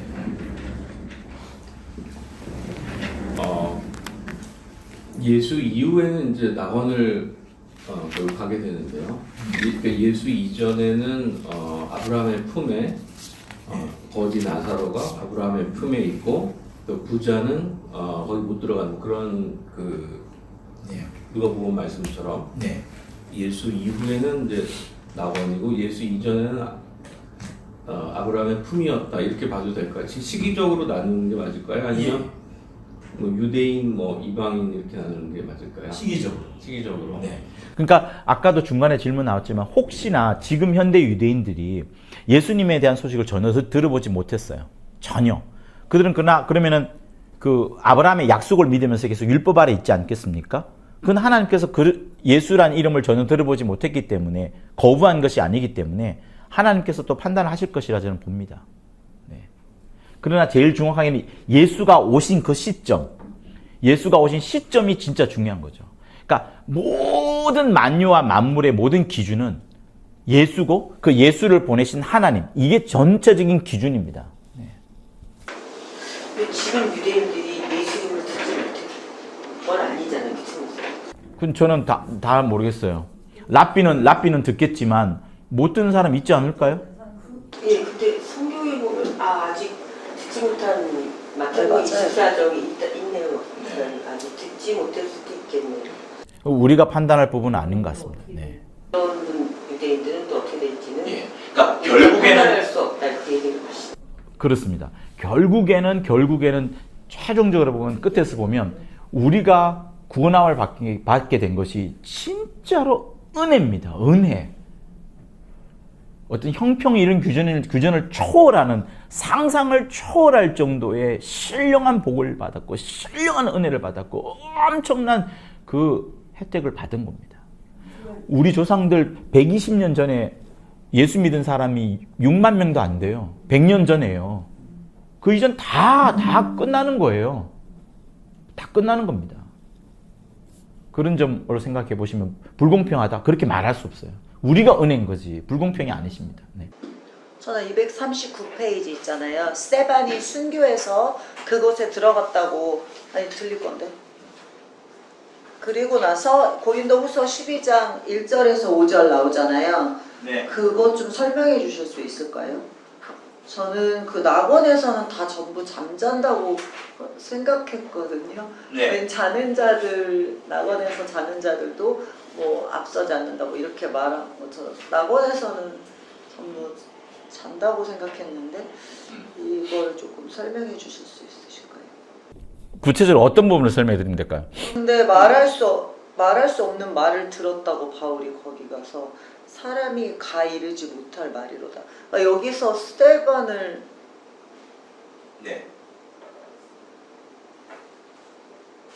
저는 여기 이 고린도 후서를 읽을 때마다 14년 전에 그가 셋째 하늘에 이끌려 간 자라. 저는 이 사람이 누군지 몰랐거든요. 그냥 낙원에 있는 사람이지 이렇게 생각했는데, 그런데 거기서 이제 지금 이걸 도출해낸 그런 시몬의 영감을 좀 설명해 주시고. 왜 도출해냈냐면? 네, 그리고 그 낙원에서 바울이 말을 들었다고 했잖아요. 네. 그럼 낙원에 있는 사람들하고 말을 나눴다는 거예요. 그러니까 저는 낙원에 있는 사람들은 다 잠자고 있다고 생각했거든요. 왜냐면 시간이 없이 그냥 막 지나가니까. 바울의 경험인 줄 그렇게 생각했거든요. 보통 이거 바울의 자기 얘기를 하는 거를 이렇게 14년 전에 바울이 올라갔다고? 그러니까 바울이 바울이 자기가 이런 환상? 뭐 하여튼 자기가 14년 이런 전에 체험을 셋째 하늘에 자기 올라갔다고? 얘기하는 체험을 걸로 알려져 있는 한 게 아닌가 저는 그렇게 생각을 했거든요. 그게 아니고 근데 지금 스테반이라고 그러시니 그게 제가 너무 재밌고. 그게 아니고가 아니고 그게 아니고가 아니고 성경은 여러 곳곳에서 그 이중적인 해석을 하라 이렇게 말씀하진 않습니다. 그죠? 근데 이제 우리가 성령 안에서 영감을 얻게 되면 틀렸다 해도 상관없죠. 그러니까 내가 생각하는 부분이 틀려도 상관없고 나는 이 부분에 은혜 받았고 이 부분으로 내가 끌려가면 하나님께 끌려가면 문제는 되지 않습니다. 그러니까 예를 들면 정령 죽으리라. 당연히 아담이 육체가 죽는 줄 알았는데 영감에 해석하면 아담의 영이 죽은 것이고 정령 죽으리라 좀 더 깊이 들어가면 누가 죽은 거예요? 예수가 죽은 거. 이거는 영감의 차이입니다. 모르면 모르는 대로 그냥 믿으면 됩니다. 그러나 많이 믿고 나서 다시 한번 성경을 바라보니까 이게 예수님의 죽음이라는 걸 눈에 들어온 사람은 그나마 더 큰 은혜인 거죠. 그것처럼 이 부분도 이제 시몬이 예전부터 그렇게 스데반이, 그러니까 바울의 머릿속에 이런 스토리를 말씀하죠. 바울의 머릿속에 영원히 잊어버릴 수 없는 사람이 있는데 우리가 사람을 죽이면 사람을 죽이잖아요. 그 사람이 계속 그 피해자와 흘린 피, 이게 그 사람 머릿속에서 없어지지 않습니다. 그게 아주 진하게 남도록 하나님이 그렇게 설정을 해 도왔습니다. 예수님이 십자가에 달려 돌아가신 것처럼. 그러니까 바울은 늘 저 스데반이 미쳤구나. 스데반의 모든 설교가 나오잖아요. 사도행전에. 그렇게 길게 나오는 설교가 어디 있어요? 베드로 설교보다 더 길게 나옵니다. 쫙 슬퍼내는데 그 스데반이 얼마나 멋있게 인자에 대한 이야기를 하고 마지막에 죽잖아요. 인자가 우편에 앉았다. 이렇게 하면서. 그러니까 스데반이 저 정도로 열심으로 하나님을 섬기는 모습을 바울이 그때 머릿속에 인상이 있었던 것이고 자기 평생에 사역하면서 자기는 스데반을 죽였으니까 스데반이 못다한 것도 내가 하리라 아니면 스데반보다 더 열심히 하리라 할 정도로 막 그 스데반이 자기 속에 생각났을 수도 있습니다. 그런데 시몬은 그 부분을 여기서 이제 끄집어내는 거죠. 잘 말씀하신 것처럼 저는 스데반이 아니라 바울 자신으로 봐요. 저는. 그러나 시몬이 그렇게 봤다 그러면 그건 역시 나쁘지 않은데 또 그렇다고 틀린 것도 아닙니다. 본인이 분명히 스데반은 어디가 있겠어요? 낙원이 가 있다고 분명히 여기 말하잖아요. 그죠? 여기가 낙원이 어딘지 모르겠지만 지금 설명을 해드릴게요. 그러니까 먼저 그가 예수님과 함께 하죠. 예수님이 먼저 들어가신 그곳에 스데반이 있을 것이다 라고 생각했었고 실제로 이제 14년 전이니까 이 글을 쓰기 전에 갔던 거죠. 낙원, 셋째 하늘과 낙원. 셋째 하늘과 낙원 둘 다 나오잖아요. 둘째 줄에는 셋째 하늘. 둘, 셋, 넷, 다섯, 여섯째 줄에는 낙원. 그죠? 그러니까 바울은 아까 제가 여기 그렸던 건데 하늘을 우리가 세 가지로 그리지 않습니까? 하나님이 이 하늘을 맨 처음에 만드니까 첫째 하늘. 그 다음에 궁창이라는 하늘을 만들고요. 그리고 우리가 머물고 있는 별들의 하늘 이렇게 봅니다. 그래서 이게 맨 처음 만들어졌으니까 첫째 하늘, 둘째 하늘, 셋째 하늘 이렇게 보는데 이 바울은 여기서 멀어진 순서죠. 우리가 가장 쉽게 보는 첫째 하늘, 우주의 하늘, 그리고 이 영계 하늘 이제 이렇게 봅니다. 근데 여기서 말하는 바가 이제 내가 무익하나마 부득불 자랑하노니 주의 환상과 계시를 말하리라. 그러니까 예수님께서 이 바울을 데리고 지금 이곳에 가서 보여주신 겁니다. 내가 그리스도 안에 있는 한 사람을 아노니, 자, 바울이라 해도 되고 스데반이라 해도 됩니다. 우선은 이 문맥 전체를 설명하려고 하는 거예요. 한 사람을 내가 안다. 14년 전에 그가 셋째 하늘에 이끌려간지라. 셋째 하늘에 이끌려갔는데 그가 몸 안에 있었는지 몸 밖에 있었는지 나는 모르거니와 하나님은 아시느니라. 이게 뭐 같아요? 비몽사몽. 예, 비몽사몽. 그러니까 성경의 권위와 그 영감 이야기할 때 그 책에서는 비몽사몽 이야기하면서 이 부분을 바울 자신으로 설명을 하세요. 바울 자신으로. 바울이 실제로 주께 이끌려가지고, 그러나 자기가 분명히 유체이탈 하겠죠. 유체이탈 했겠죠. 그러면서 낙원에 그냥 꿈속에 간 게 아닙니다, 여러분. 실제로 간 거예요. 이거를, 그러니까 하나님의 말씀은 그대로 믿어야지 이게 팍팍팍 다가오거든요. 바울이 그래서 잊지 못하는 겁니다. 14년 동안 그냥 꿈이 아니라 비몽사몽이라는 실세 이상 속에 들어가서 주님의 이끌림을 받아서 셋째 하늘에 간 거예요. 셋째 하늘에 가서 내가 이런 사람을 아노니 또 이야기합니다. 내가 몸 안에 있으니 몸 밖에 있니 나는 모르거니와 하나님을 아시느라. 자기 진짜 모르겠다는 거예요. 그러나 너무나도 확실한 거. 그런데 그가 낙원에 이끌려가서, 그러니까 셋째 하늘과 낙원이 동시에 있어요. 그죠? 연결점이 있습니다. 같은 걸 말한 거예요. 이끌려가서 말할 수 없는 말을 들었으니 사람이 가히 이르지 못할 말이다. 무슨 말을 들은지 모르겠지만 내가 이런 사람을 위하여 자랑하겠으나 나를 위하여는 약한 것들 외에는 자랑하지 아니하랴.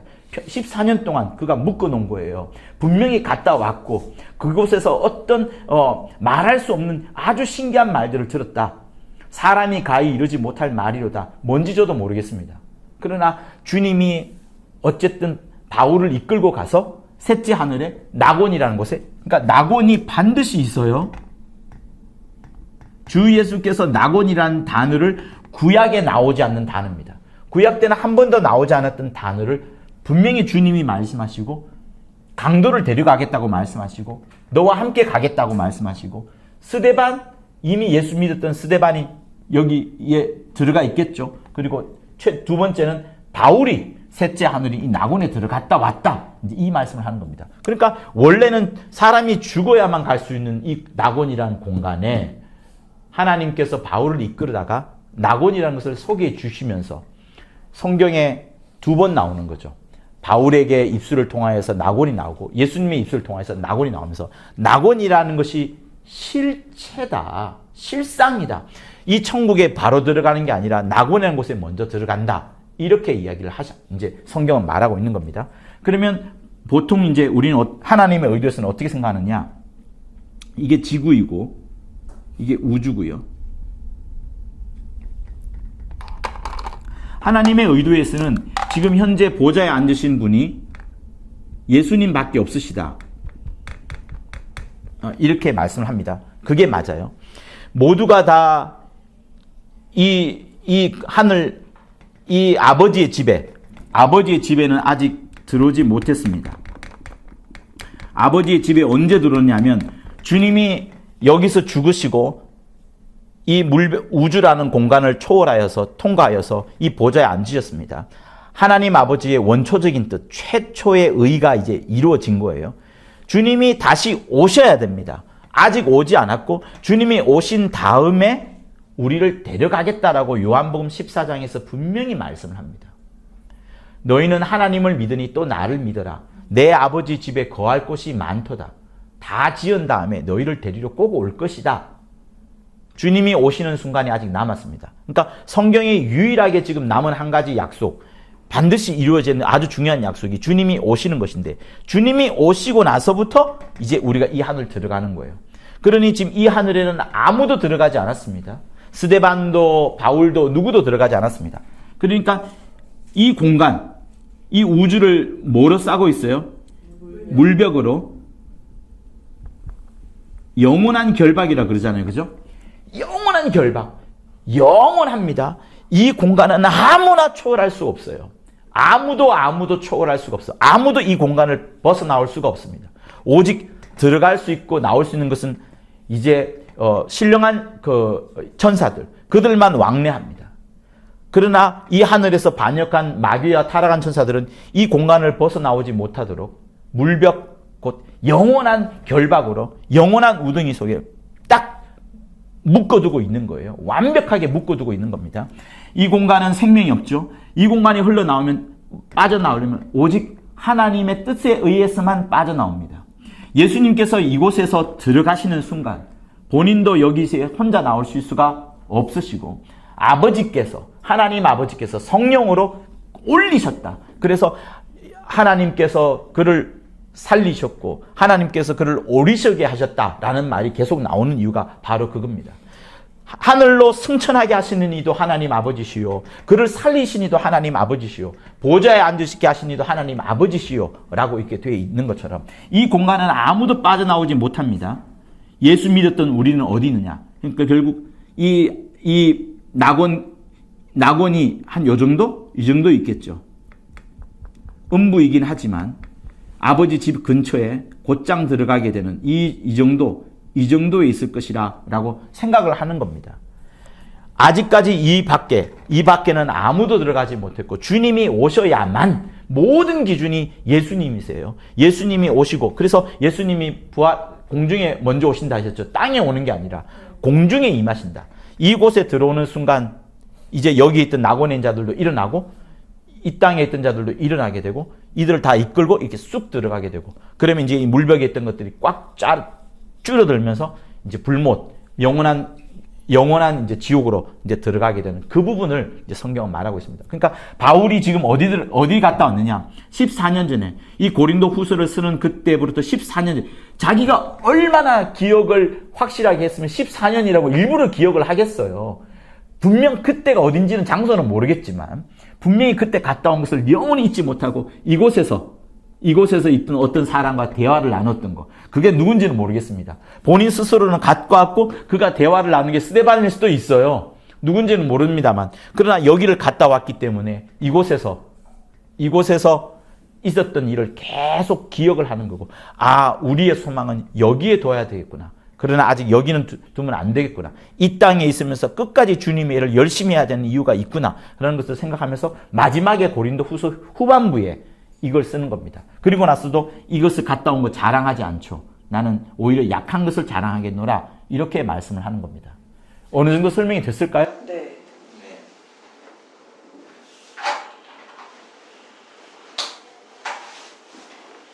네, 또. 저는 아직도 지금 현재 이스라엘 민족 현대 지금 이스라엘 민족 구원에 대해서 조금 헷갈리는 게, 결국에는 예수님이 아까 율법 얘기하셨는데 이스라엘 백성이 아직 복음을 못 듣고 그냥 뭐 구약을 믿으면 그걸로 이제 뭐 하나님 판단하실 거다라고 하셨던 맞나요? 네. 현대 이스라엘은 예수님이 오신 이후. 현대 이스라엘. 근데 신약에서는 유대인이랑 이방인이랑 제가 아는 걸로는 이제 예수님이 결국에는 율법을 완성시키셨고 그 율법으로 말미암은 게 아니라 유대인이나 이방인이나 결국 예수 그리스도를 믿음으로 말미암아 구원을 얻는다고 했는데. 네, 맞죠. 그게 맞죠. 그러면 네, 네. 그게 조금 약간 헷갈렸습니다. 네, 맞아요. 이거는 이 책에서 말한 이스라엘은, 아브라함 품에 있는 이스라엘은 구약 시대에 제사하던 이스라엘을 말해요. 근데 아까 목사님께서 지금도 이제 복음을 듣지 못한 유대인들이 잘 들린다고. 복음을 듣지 못한 유대인들이 이제 우리가 판단할 게 아니라고 아까도 그렇게 말씀하신 것 같아요. 지금 현재. 네네. 그렇지만은 끝내는 그들도 복음을 듣게 되잖아요. 마지막 때까지. 예. 그걸 분명히 이야기를 하고 있어요. 성경은. 그러니까 지금 서진 선생 얘기도 만약에 지금 복음을 듣지 못한 유대인들이 그대로 죽었어, 목사님. 네. 그러면은 그건 구원 못 받는 게 아닌가. 네. 그쵸. 그러니까 빨리 저도 그렇게 생각을 했는데 아까 목사님께서는 현재 유대인들이 율법만 알고 죽었어. 우리가 판단할 게 아니다라고 저도 그렇게 들었어가지고 제가 잘못 들었네서. 네. 그쵸, 판단할 게 아니라 그 사람들은 구원 못 받잖아요. 예. 그것만 믿었기 네.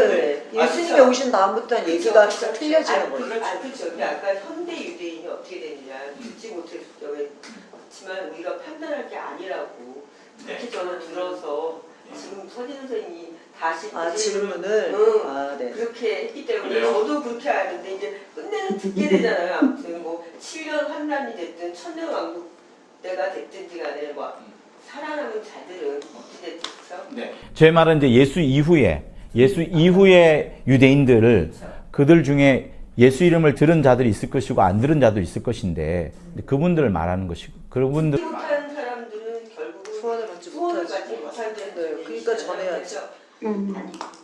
아주 선명하고 아주 분명합니다. 아주 깨끗하고요.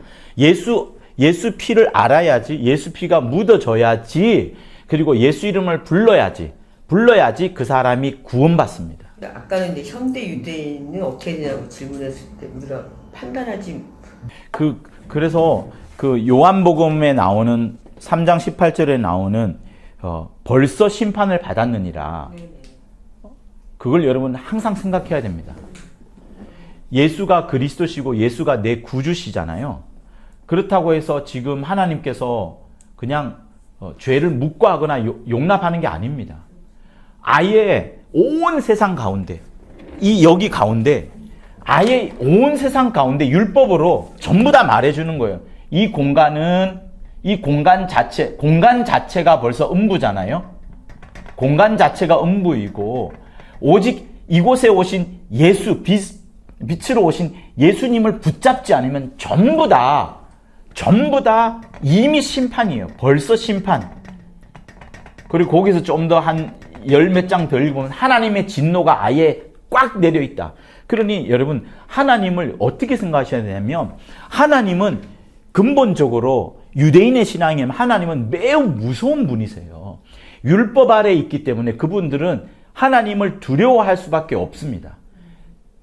그들이 제사하는 것도 아주 기쁜 마음에서 하기보다도 율법이란 그 엄격한 법이 있기 때문에 그래서 바울은 그거를 너희들이 두려워서 섬기는 그 법, 의문에 적힌 그 증서 이렇게 말씀하시면서 아예 이 온 세상 천지에는 율법을 통하여서 양심을 통해서 모두가 다 죄인이라는 것을 말해주는 거예요.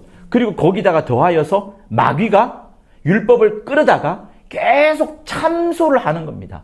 마귀의 최고의 힘은 뭐냐면 하나님과 다투는 이게 아니에요, 여러분. 이미 심판에서 끝난 게임입니다. 마귀가 하고자 하는 것은 뭐냐면 예수 믿는 사람들 자기는 이미 그 운명이 결정됐어요. 끝난 겁니다. 이제 한 명이라도 더 예수 믿는 사람들이 끄집어내려고 하는 게 목적이기 때문에 그 마귀도 그렇게 역사하고 율법도 역사하고 이곳에서는 자유가 없다. 진리가 없다. 끝난 게임이다. 완전히. 그러니까 하나님의 진노가 완전히 내려져 있어요.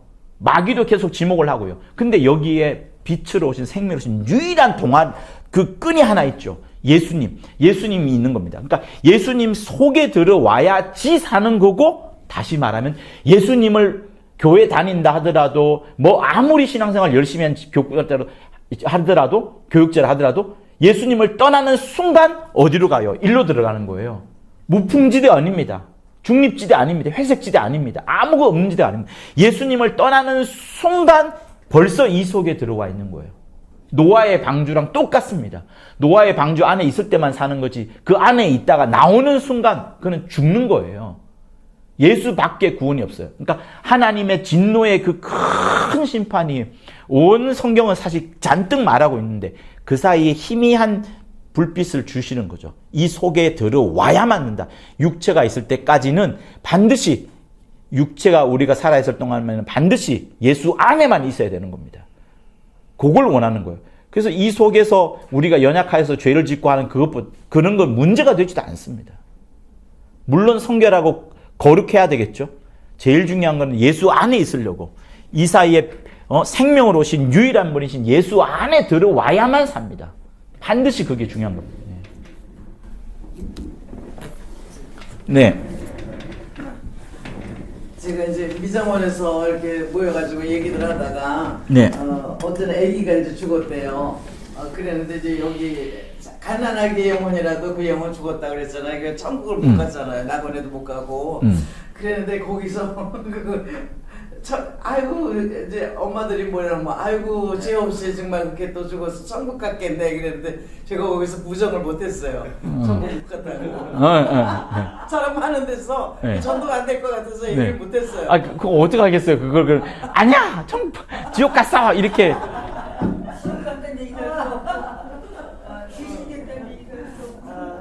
그 하나님의 은혜와 하나님의 긍휼을 구하는 그런 마음이 훨씬 더 우리에게 더 아름답습니다. 뭐 혹시 오히려 부모의 무슨 죄로 인해서 그렇게 또 죽을 수도 있잖아요. 애기가 그죠? 그거는 뭐 여러 또 시간이 지나면 또 영감에 의해서 어떻게 해석할 수도 있겠죠. 또 말씀해 보십시오.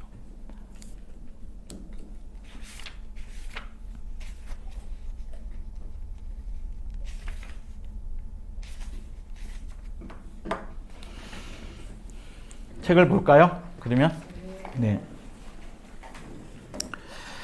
자, 책을 보도록 하겠습니다. 235쪽에는 그 크게 세 가지를 이제 말합니다. 그죠?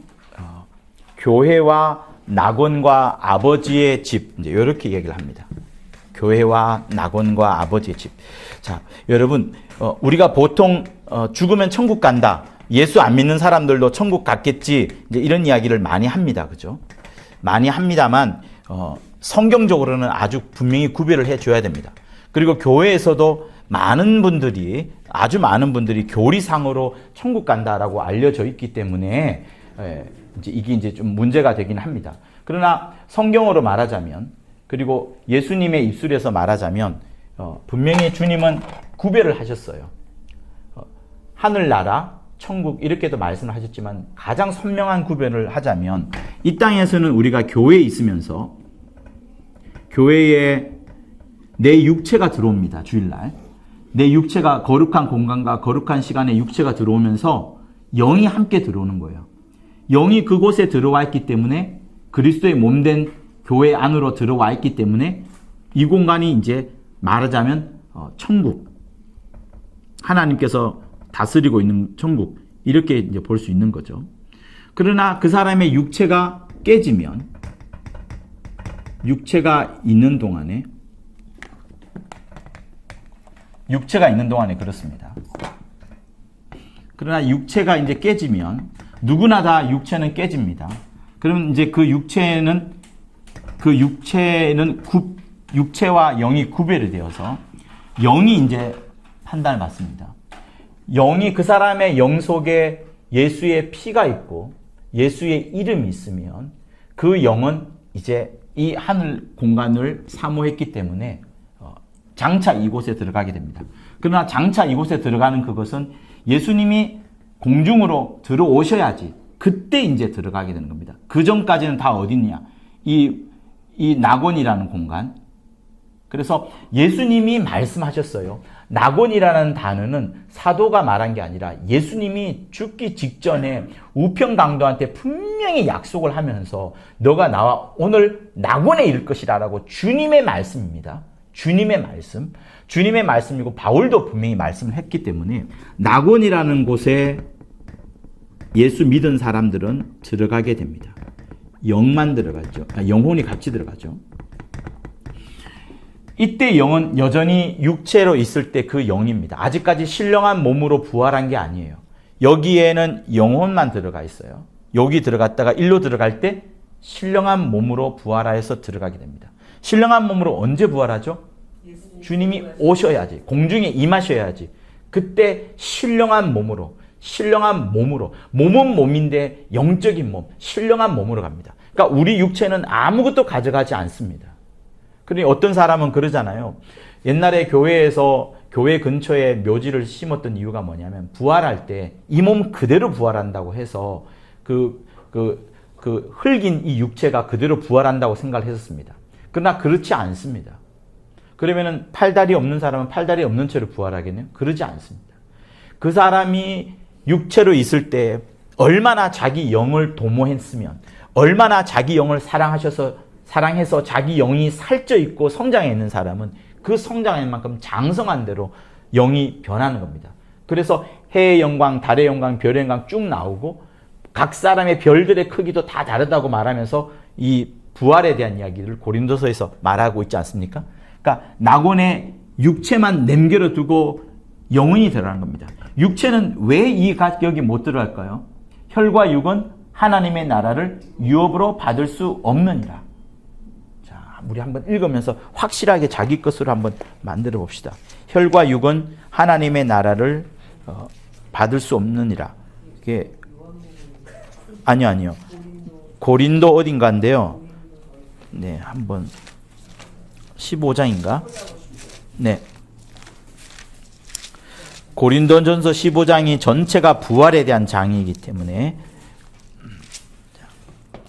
15장 50절 같이 읽습니다. 시작. 형제들아 내가 이것을 말하느니 혈과 육은 하나님의 나라를 유업으로 받을 수 없고 또한 썩은 것은 썩지 아니한 것을 유업으로 받지 못하겠으며 보라 내가 너희에게 비밀을 말하노니 우리가 다 잠잘 것이 아니요 마지막 나팔의 순식간에 호련히 다 변화하리니 나팔 소리가 나매 죽은 자들이 썩지 아니할 것으로 다시 살고 우리도 변화하리라. 계속요. 이 썩을 것이 불갑을 아니할 것을 입겠고 이 죽을 것이 죽지 아니함을 입으리로다. 이 썩을 것이 썩지 아니함을 입고 이 죽을 것이 죽지 아니함을 입을 때에는 사망이 이김에 삼킨 바 되리라고 기록된 말씀이 응하리라. 사망아 너의 쏘는 것이 어디 있느냐? 사망아 너의 쏘는 것이 어디 있느냐? 사망에 쏘는 것은 죄요 죄의 권능은 율법이라. 자, 그러니까 나팔 소리가 남의 죽은 자들이 주님이 딱 들어올 때, 그죠? 딱 들어올 때 데살로니가 전서 4장인가요? 거기 보면 주의 호령과 나팔 소리가 빠방 하고 울리지 않습니까? 그때 여기에 있던 자들이 전부 다 일어나는 겁니다. 다 일어나서 그때 우리의 육체가 하늘나라 가는 게 아니라 우리의 육체는 땅에, 혈과 육은 하늘나라 유업을 받을 수 없으니까 흙으로 가는 겁니다. 원래 흙의 고향이 어디예요? 네, 이 육체의 고향이 어디예요? 네, 땅입니다. 우리의 영의 고향은 하늘입니다. 이걸 잘 생각하셔야 됩니다. 하늘. 그러니까 영이 하늘 가느냐, 영이 땅에 있느냐는 육체로 있을 그 기간 동안에 예수 이름 불렀느냐 안 불렀느냐에 따라서 여기 가고 여기 가는 겁니다. 다행히 혼은 어때요? 혼은 아주 주인 영을 잘 만나서 혼이 부인을 아주 잘 만나가지고 여기 겸하여 가게 되는 겁니다. 겸하여. 그러니까 혼도 아주 중요하죠, 역할이. 그렇죠? 여러분이 신앙생활하면서 말씀을 많이 배워야 되는 이유가 뭐냐면 그냥 뭐 하늘나라 가면 되지 이게 아닙니다, 여러분. 분명히 주님은 이 하늘 보좌에 엄청난 영광을 예비하고 계시고 24보좌가 앉을 장로들이 앉을 보좌를 말씀하고 계시고 또 우리는 또 뭐가 있어요? 이 하늘나라 들어가기 전에 이 나라에 어떤 일이 생겨요? 천년왕국이 생깁니다. 그 천년 동안에 왕같은 제사장으로서 그 이스라엘 사람들에게 하늘에 대한 소식을 뭔가 꺼졌어요. 아니 그럼 낙원에 있는 사람은요. 낙원에 들어가서 예수님을 정말 사랑하고 믿고 구주로 시인하고 그런데 그 사람이 그 교회 생활을 열심히 했지만 막 종교적으로 살았어. 막 정지하고 그러면 그 낙원에 있는 사람 그런 사람은 심판은 받지 않고 그냥 곧장 그러니까 예를 들어서 자기가 한 말에 대해서 심판을 받잖아요. 자기가 정죄를 막 하면서 일평생 꼿꼿하게 살았단 말이에요. 신앙생활을. 그러나 그는 예수님을 믿고 낙원으로 갔다 봐요. 그럼 그 사람은 심판 없이 그래도 그냥 아니요. 낙원에 있는 사람도 그러면 심판을 받을 수 있는 거예요. 그러니까 그렇게 생각하시면 좋을 것 같아요.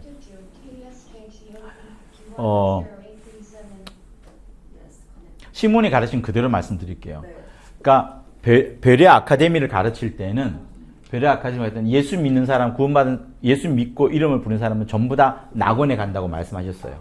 그리고 이후에 이제 낙원에서 갈리는 거죠. 첫째 부활에 이를 자와 그 다음에 심판받아서 부활에 이를 자. 심판받아서 아브람 품에 있는 사람만 심판받아 부활하는 게 아니라 낙원에 있는 사람도 심판받아 부활하시. 중간에 그 폴린 선교사님이 질문을 해주셨는데 무슨 질문이냐면 예수 믿으면 전부 낙원에 그럼 간다. 가는데 낙원에 가 있는 사람들 중에도 이 땅에 있을 때 남을 정죄 많이 하고 또 교회에 대해서 부정적인 이야기를 하고 했던 그런 분들, 그러나 예수 이름을 부른 사람들은 어떻게 되느냐, 이제 이런 질문을 했었어요. 그래서 그 부분에 대해서 말씀을 드리면, 이제 시몬이 이제 베레아 아카데미 그리고 원강책, 여러분이 읽었던 원강책이 있죠. 원강책에 의하면 그게 맞아요. 모두가 낙원에 들어갑니다. 모두가 낙원에 들어가서 그 다음에 이후에 그 평소에 심판을 많이 하고 정죄 많이 하고, 예를 들면 제일 무서운 게 이제 짐짓죄입니다. 본인이 예수 믿어서 은혜로 구원함을 받았으면 다른 사람이 구원받는 것, 다른 사람이 어떤 죄가 보여지는 부분들, 다른 사람이 좀 잘나 보이고 막 열심히 하는 부분들에 대해서 시기와 질투가 일어나서 막 정죄하고 심판하는 것들이 많습니다. 그런 부분들을 이제 신천지가 공격을 해서 교회가 깨지기도 하잖아요. 그러면서 그런 부분들, 그런 사람들은 그러면 어떻게 되느냐. 그러니까 이 책에서는 그 근본적으로 우선은 낙원, 그리고 나중에 이제 두 가지로 나눕니다. 첫째 부활에 이를 자와 그다음에 다시 심판, 아브라함의 품에 들어가는 자. 그러니까 얘네들은 어떻게 되냐면 아브라함의 품에 들어간다고 해요. 왜냐하면 아브라함의 품에 있는 자들은 전부 누구 아래에서 살았어요? 율법 아래에서 두려워하는 신앙을 했기 때문에 본인도 두려워하는 신앙, 그리고 또 남을 두려워하게 하는 신앙, 그러면서도 어떤 신앙을 가져야 되니까 그런 것들이 있기 때문에 이렇게 말씀을 하셨어요. 그런데 이 이제 환원에 넘어오시게 되면 아예 처음부터 갈린다고 이렇게 말씀하죠. 처음부터 돌아가셨을 때 그때 낙원에 갈 자. 그러니까 낙원에 갈 자는 아예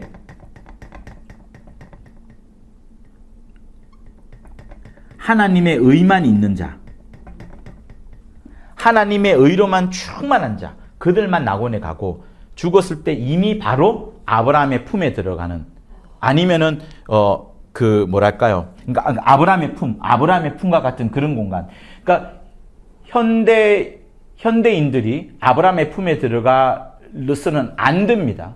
그러나 그의 신앙생활이 여전히 종교적이고 율법적이고 남을 정죄하기 좋아하고, 또 아니면은 어떤 종교심에 차가지고 어떤 그 문화와 같은 그런 신앙생활을 하는 사람이라면 낙원이 아니라 두 번째인 아브라함의 품에 들어가서 나중에 너 그런 부분에 대해서 심판을 받게 되고, 이 하늘에 들어갈 때도 아버지 집이 아닌 바깥쪽에 이를 갈미 슬피 오는, 물론 하늘입니다. 하늘이지만 그곳에 있게 되는 그것. 그러면서 더 강조하신 부분이 이거, 오직 하나님의 의만 있어야 된다. 그러니까 예수로만 만족하고 만족하고 즐거워하고 남에 대한 어떤 잘못 그걸 말할 필요도 없고 오직 예수로 즐거워하고 자기만 신앙생활 온전히 해야지, 남 정죄하는 이런 것들이 아주 무서운 것이다. 그렇게 이야기를 하셨죠. 조금 이제 달라졌습니다. 이게 지금 좀 더 깊이 있게 공부를 해야 되지만 요까지만 일단 설명을 드리고, 중요한 부분은 뭐예요? 요거 제가 설명하면서 중요한 부분은 뭐예요? 네, 자기의가 없이 우리가 예수 믿으면서도 자기의 충분히 세웁니다, 여러분. 충분히 세웁니다. 저는 그래서 목회자들이 더 조심해야 된다고 봐요.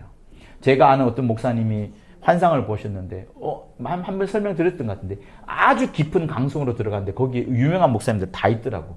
자기의가 아니라 철저히 예수 의로만, 내 공로, 내 의 하나도 없이 예수 의만 있어야 된다. 그 부분을 정말 강조해야 하는 그걸 여러분 배우시면 됩니다.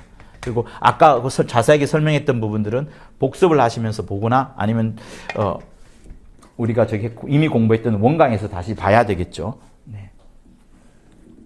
그러니까 이 땅에 있을 때는 우리가 교회에 들어오면서, 육체가 교회에 들어오면서 예수님의 몸 안에 곧 천국이라는 곳에 있는 것과 마찬가지입니다.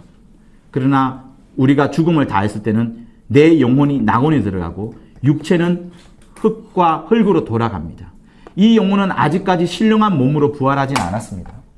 예수 오심이고 나면은 신령한 몸, 영적인 몸을 말하는 거예요. 신령한 몸으로 부활하게 됩니다. 그렇기 때문에 여러분 천년왕국 때 첫째 부활에 이런 여러분들, 우리들은 어떻게 되면 실제로 벽을 통과하고 막 그럴 거예요. 벽을 통과하고 막 가르치고 막 그럴 겁니다. 네. 그렇게 되고 이제 최종적으로 여기서 주님이 들어오신 다음에 이 하늘 이제 들어가게 되면서 우리는 하나님의 집이 아니죠. 예수님이 가장 정확하게 하신 말씀은 아버지의 집. 아버지 집 할 때 이게 맨션이더라고요. 네? 아세요? 예.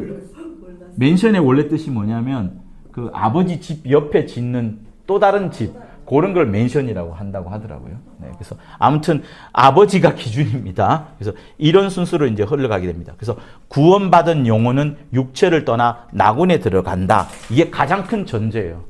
주님이 생각하고 있는 구원받은 영혼은 절대로 남을 정죄하지 않습니다. 그러니까 아예 여러분 다른 사람과 경쟁할 필요도 없고요.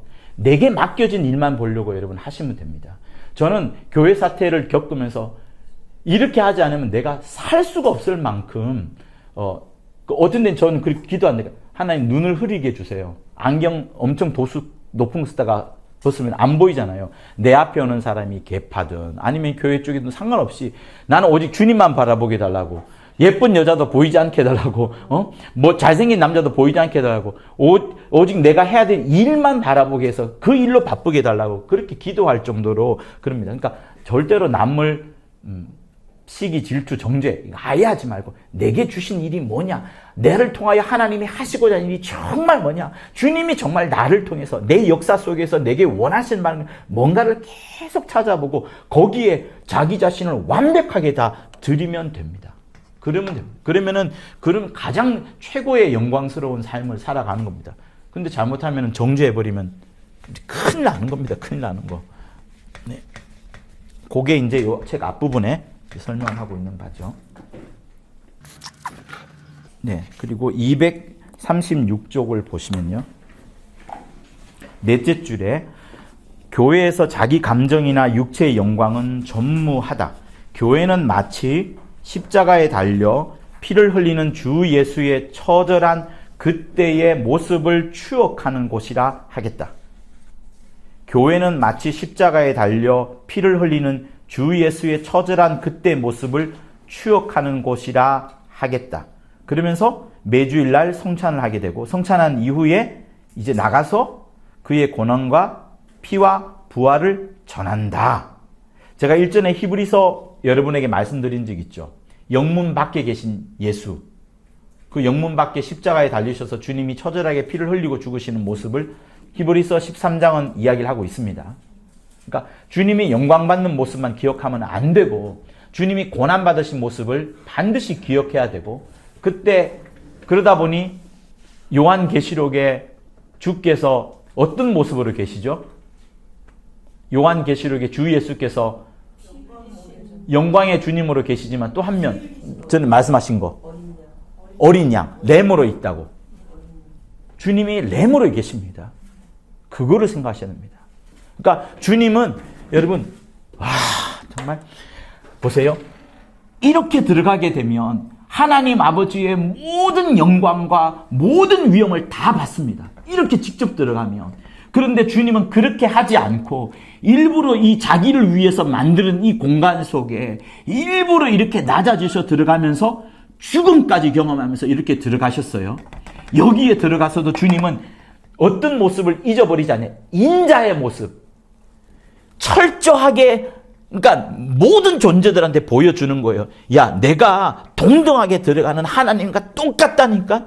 본체라니까 하나님의 본체로 충분히 들어갈 수 있는데 내가 어떻게 들어가는가 봐라. 내가 죽기까지 낮추었다. 그러면서 영원히 자기 자신을 낮추는 거. 영이 낮추심. 그러니까 영원히 낮추십니까? 영원히 하나님 아버지만을 보여주시는 그 모습을 여기서도 계속 갖고 있다고요. 아, 천사들이 볼 때, 야, 저분이 죽으셨구나. 죽고 들어오신 것이구나. 우리도 경험하지 못한, 천사들도 경험하지 못한 죽음을 갖고 들어오신 분이구나. 그걸 보는 겁니다. 그리고 여기서 죽으실 뿐만 아니라 얼마나 복종하셨어요. 하나님의 말씀대로 단 하나도 어김이 없이. 영원히 낮추시고 영원히 복종하시고 그러면서 계속 누구를 말합니까? 눈에 보이지 않는 하나님 아버지 앞에 내가 낮추고 하나님 아버지 앞에 자기 자신을 복종케 하는 걸 계속 말씀합니다. 천사들은 아버지 못 봐요. 절대 못 봅니다. 다만 이 보좌에 둘러싼 하나님의 위엄과 영광을 밟으면 이제 아버지는 못 봅니다. 그런데 예수님이 계속 일러주는 거예요. 야, 내 몸 봐라. 내 몸 봐라. 내가 양이지 않느냐? 응? 내가 양이잖아. 내가 인자라고. 너희들이 경험해보지 못한 인자로, 양으로 내가 온 거야. 라는 것을 계속 여기서 보여주는 겁니다. 그래서 예수님이 이거 하지 않았더라면 우리는 아버지 몰랐을 거예요. 몰랐을 것이고, 지금도 우리에게 말씀해 주신 바는 지금도 예수님이 이곳에 양으로, 양의 모습, 영광의 하나님이시지만 양으로 그가 인자로 이 땅에 오셨던 것을 계속 우리에게 말씀해주고 천사들에게도 말씀해주고 우리를 통하여서 교회를 통하여서 이제 정사와 권세와 그 공중의 세력자라는 천사들에게도 교회를 통하여서 그걸 알려주라 이렇게 말하는 겁니다. 천사들도 몰라요. 여기 있는 천사들이 누가 알아요? 이 음부 속에 있는 자들은 주님의 모습 모릅니다. 우리를 통해서, 교회를 통해서 주님이 여기서 죽으시고 들어가면서 인자의 모습, 그 낮아진 모습, 다시 말하면 이거 영원히 낮추시고 영원히 하나님 아버지께 복종하신 그걸 드러내는 겁니다.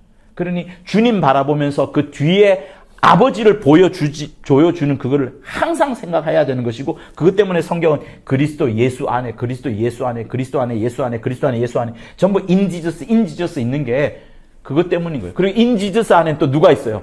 아버지가.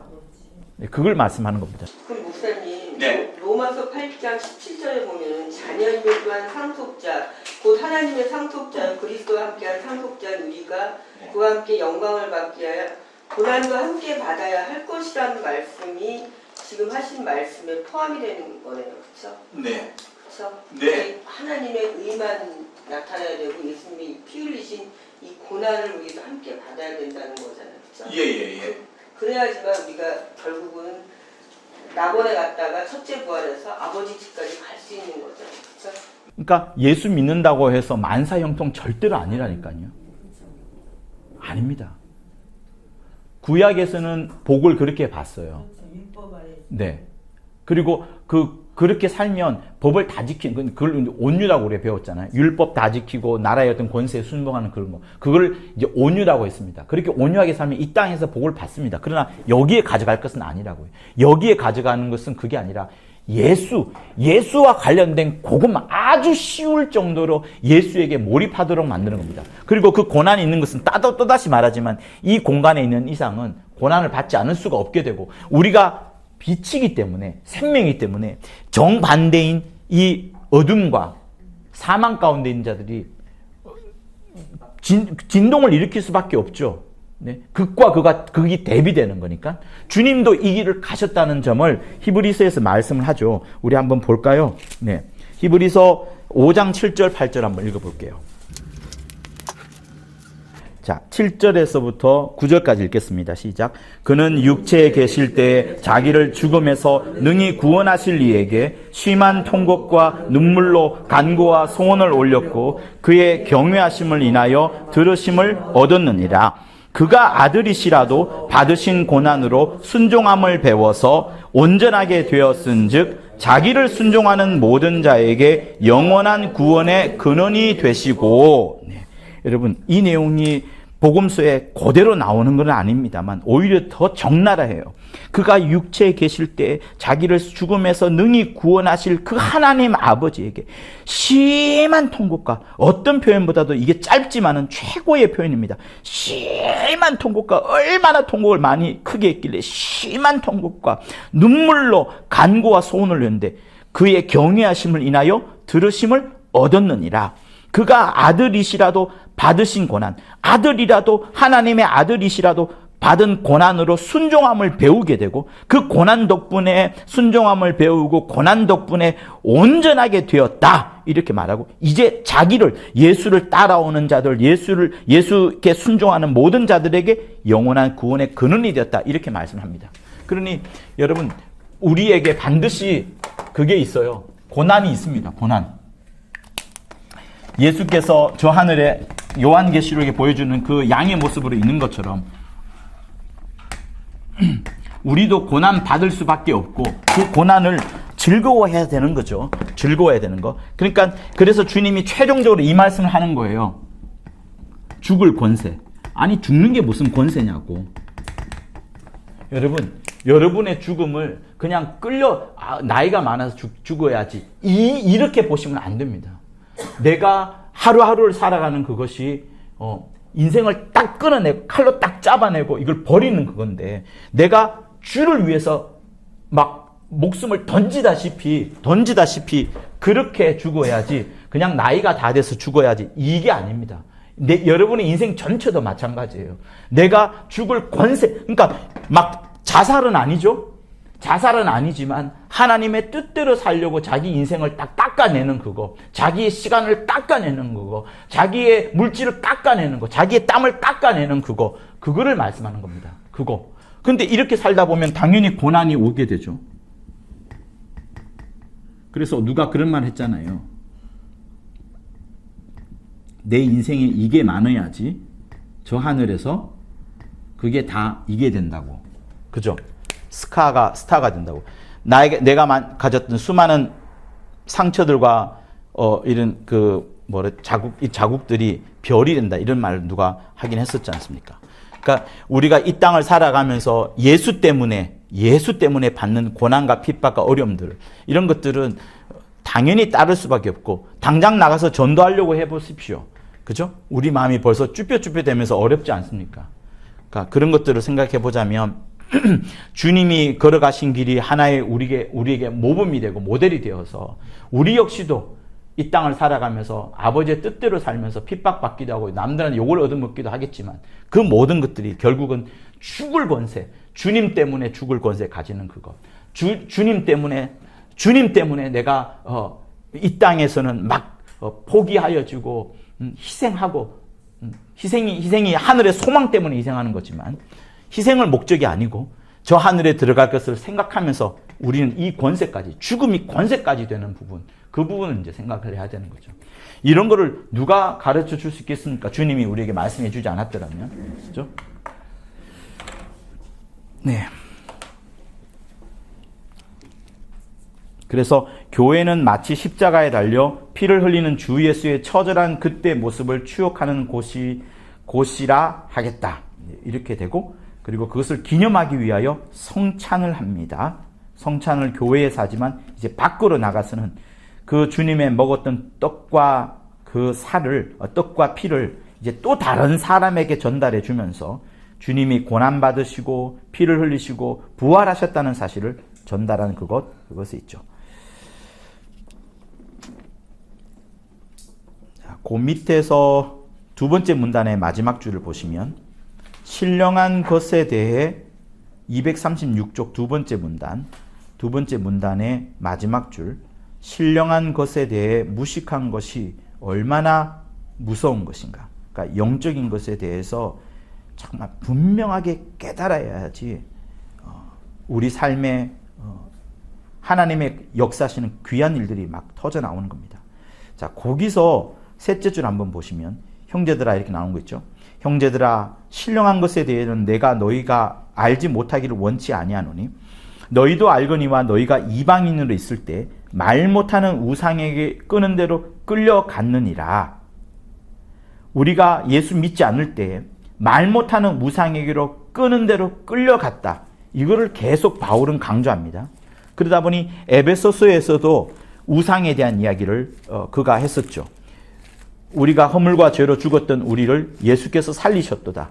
예수께서 살리셨기 전에 우리가 어땠느냐라고 하면서 그때 과거에 우리가 이렇게 표현하죠. 그때 너희가 그 가운데서 행하여 허물과 죄 가운데서 행하여 2장 2절이에요. 이 세상 풍속을 쫓고 예수 믿지 않을 때 우리가 철저히 세상 풍속을 쫓았고 공중 권세 잡은 자를 따랐고 다시 말하면 불순종의 아들들 가운데 지금 역사하는 그 영들을 쫓아갔었다.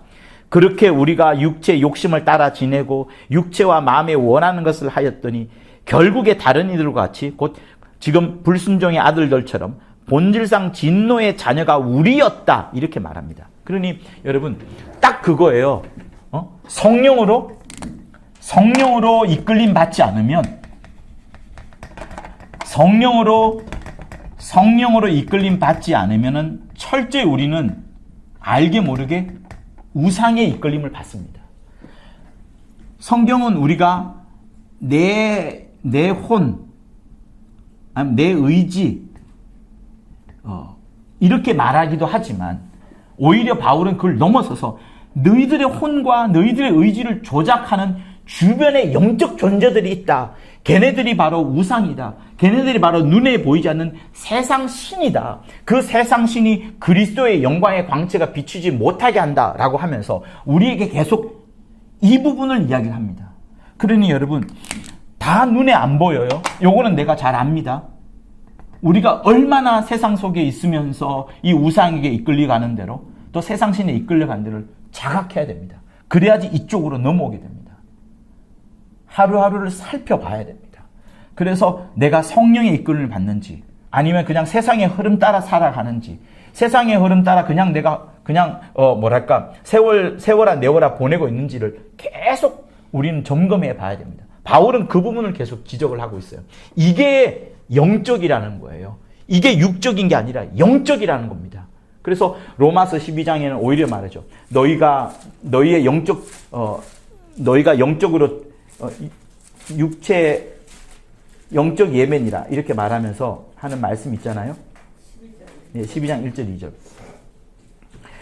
내가 하나님의 모든 자비하심으로 너희를 권하노니 너희 몸을 하나님이 기뻐하시는 거룩한 산 제사로 드리라. 우리 몸을 하나님의 거룩한 산 제사로 우리 몸을 드릴 것을 말합니다. 그러니까 이거 우리 몸을 잘라내라 이게 아니라 내 인생 가운데에 내가 세상에 속지 아니하고 우상에 속지 아니하고 내 마음에 속지 아니하고 내 욕심에 속지 않는 그것, 그래서 내 몸을 하나님이 기뻐하시는 대로 마음껏 쓰는 그것이 너희의 드릴 영적인 예배니라 이렇게 말씀을 합니다. 그러면서 또 2절 너희는 이 세대를 본받지 말고 이 세대가 얼마나 세상 풍속 쫓는 자를 쫓고 있고 공중 권세 잡은 자를 따라가고 있는지를 본받지 말고 오직 마음을 새롭게 함으로 변화를 받아 하나님의 선하시고 기뻐하고 온전하신 뜻. 그러니까 우리가 늘 생각해봐야 돼. 내가 하는 일이, 내가 하는 결정이 하나님의 선하시고 기뻐하고 온전한 뜻인지를 분별하여서 행동하여라. 이 말씀을 지금 하는 겁니다. 그래서 신령한 것, 영적인 것이 무엇인지를 다시 한번 생각해 보면서 우리는 하루하루의 귀중한 결정을 잘 던져갔으면 좋겠습니다. 한번 결정을 잘못하게 되면 여러분 계속 그쪽으로 넘어가는 것 아시잖아요. 내가 이사를 특정 지역에 가면 그 지역의 영향력을 받을 수밖에 없습니다. 맹모 삼천지교처럼. 또 어떤 물건을 사고 나면 그 물건 때문에 따라와야 되는 그런 물건들이 많습니다. 저도 과거에 젊을 때 캠핑 좋아했기 때문에 텐트 하나 사는 순간 쭉 따라오는 물건들이 있지 않습니까? 그것처럼 내 인생에서 어떤 결정 하나에 따라서 그것이 영적인으로 계속 흘러가느냐, 육적으로 흘러가느냐가 딱 정해지는 겁니다. 그래서 영적인 것을, 신령한 것에 대해서 우리가 분명히 알아갔으면 좋겠습니다. 오늘은 여기까지 하는 걸로 하고 다음 시간에 237쪽부터 또 공부하도록 할게요. 각자 주어진 말씀을 놓고 기도하도록 하겠습니다. 자기 영혼이 낙원에 이를 만큼의 성령 충만한 자가 되게 달라고 또 여러분 각각마다 기도하시면 감사하겠습니다.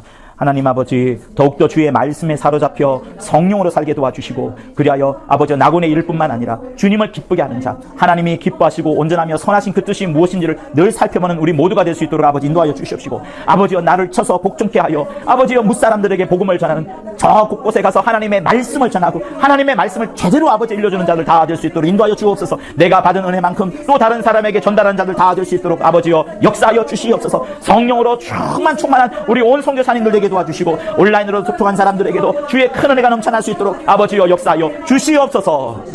주기도문 하시겠습니다. 하늘에 계신 우리 아버지여, 이름이 거룩히 여김을 받으시오며 나라의 임하옵시며 뜻이 하늘에서 이룬 것 같이 땅에서도 이루어지이다. 오늘날 우리에게 일용할 양식을 주옵시고 우리가 우리에게 죄 지은 자를 사하여 준 것 같이 우리의 좋은 일들 많으리까.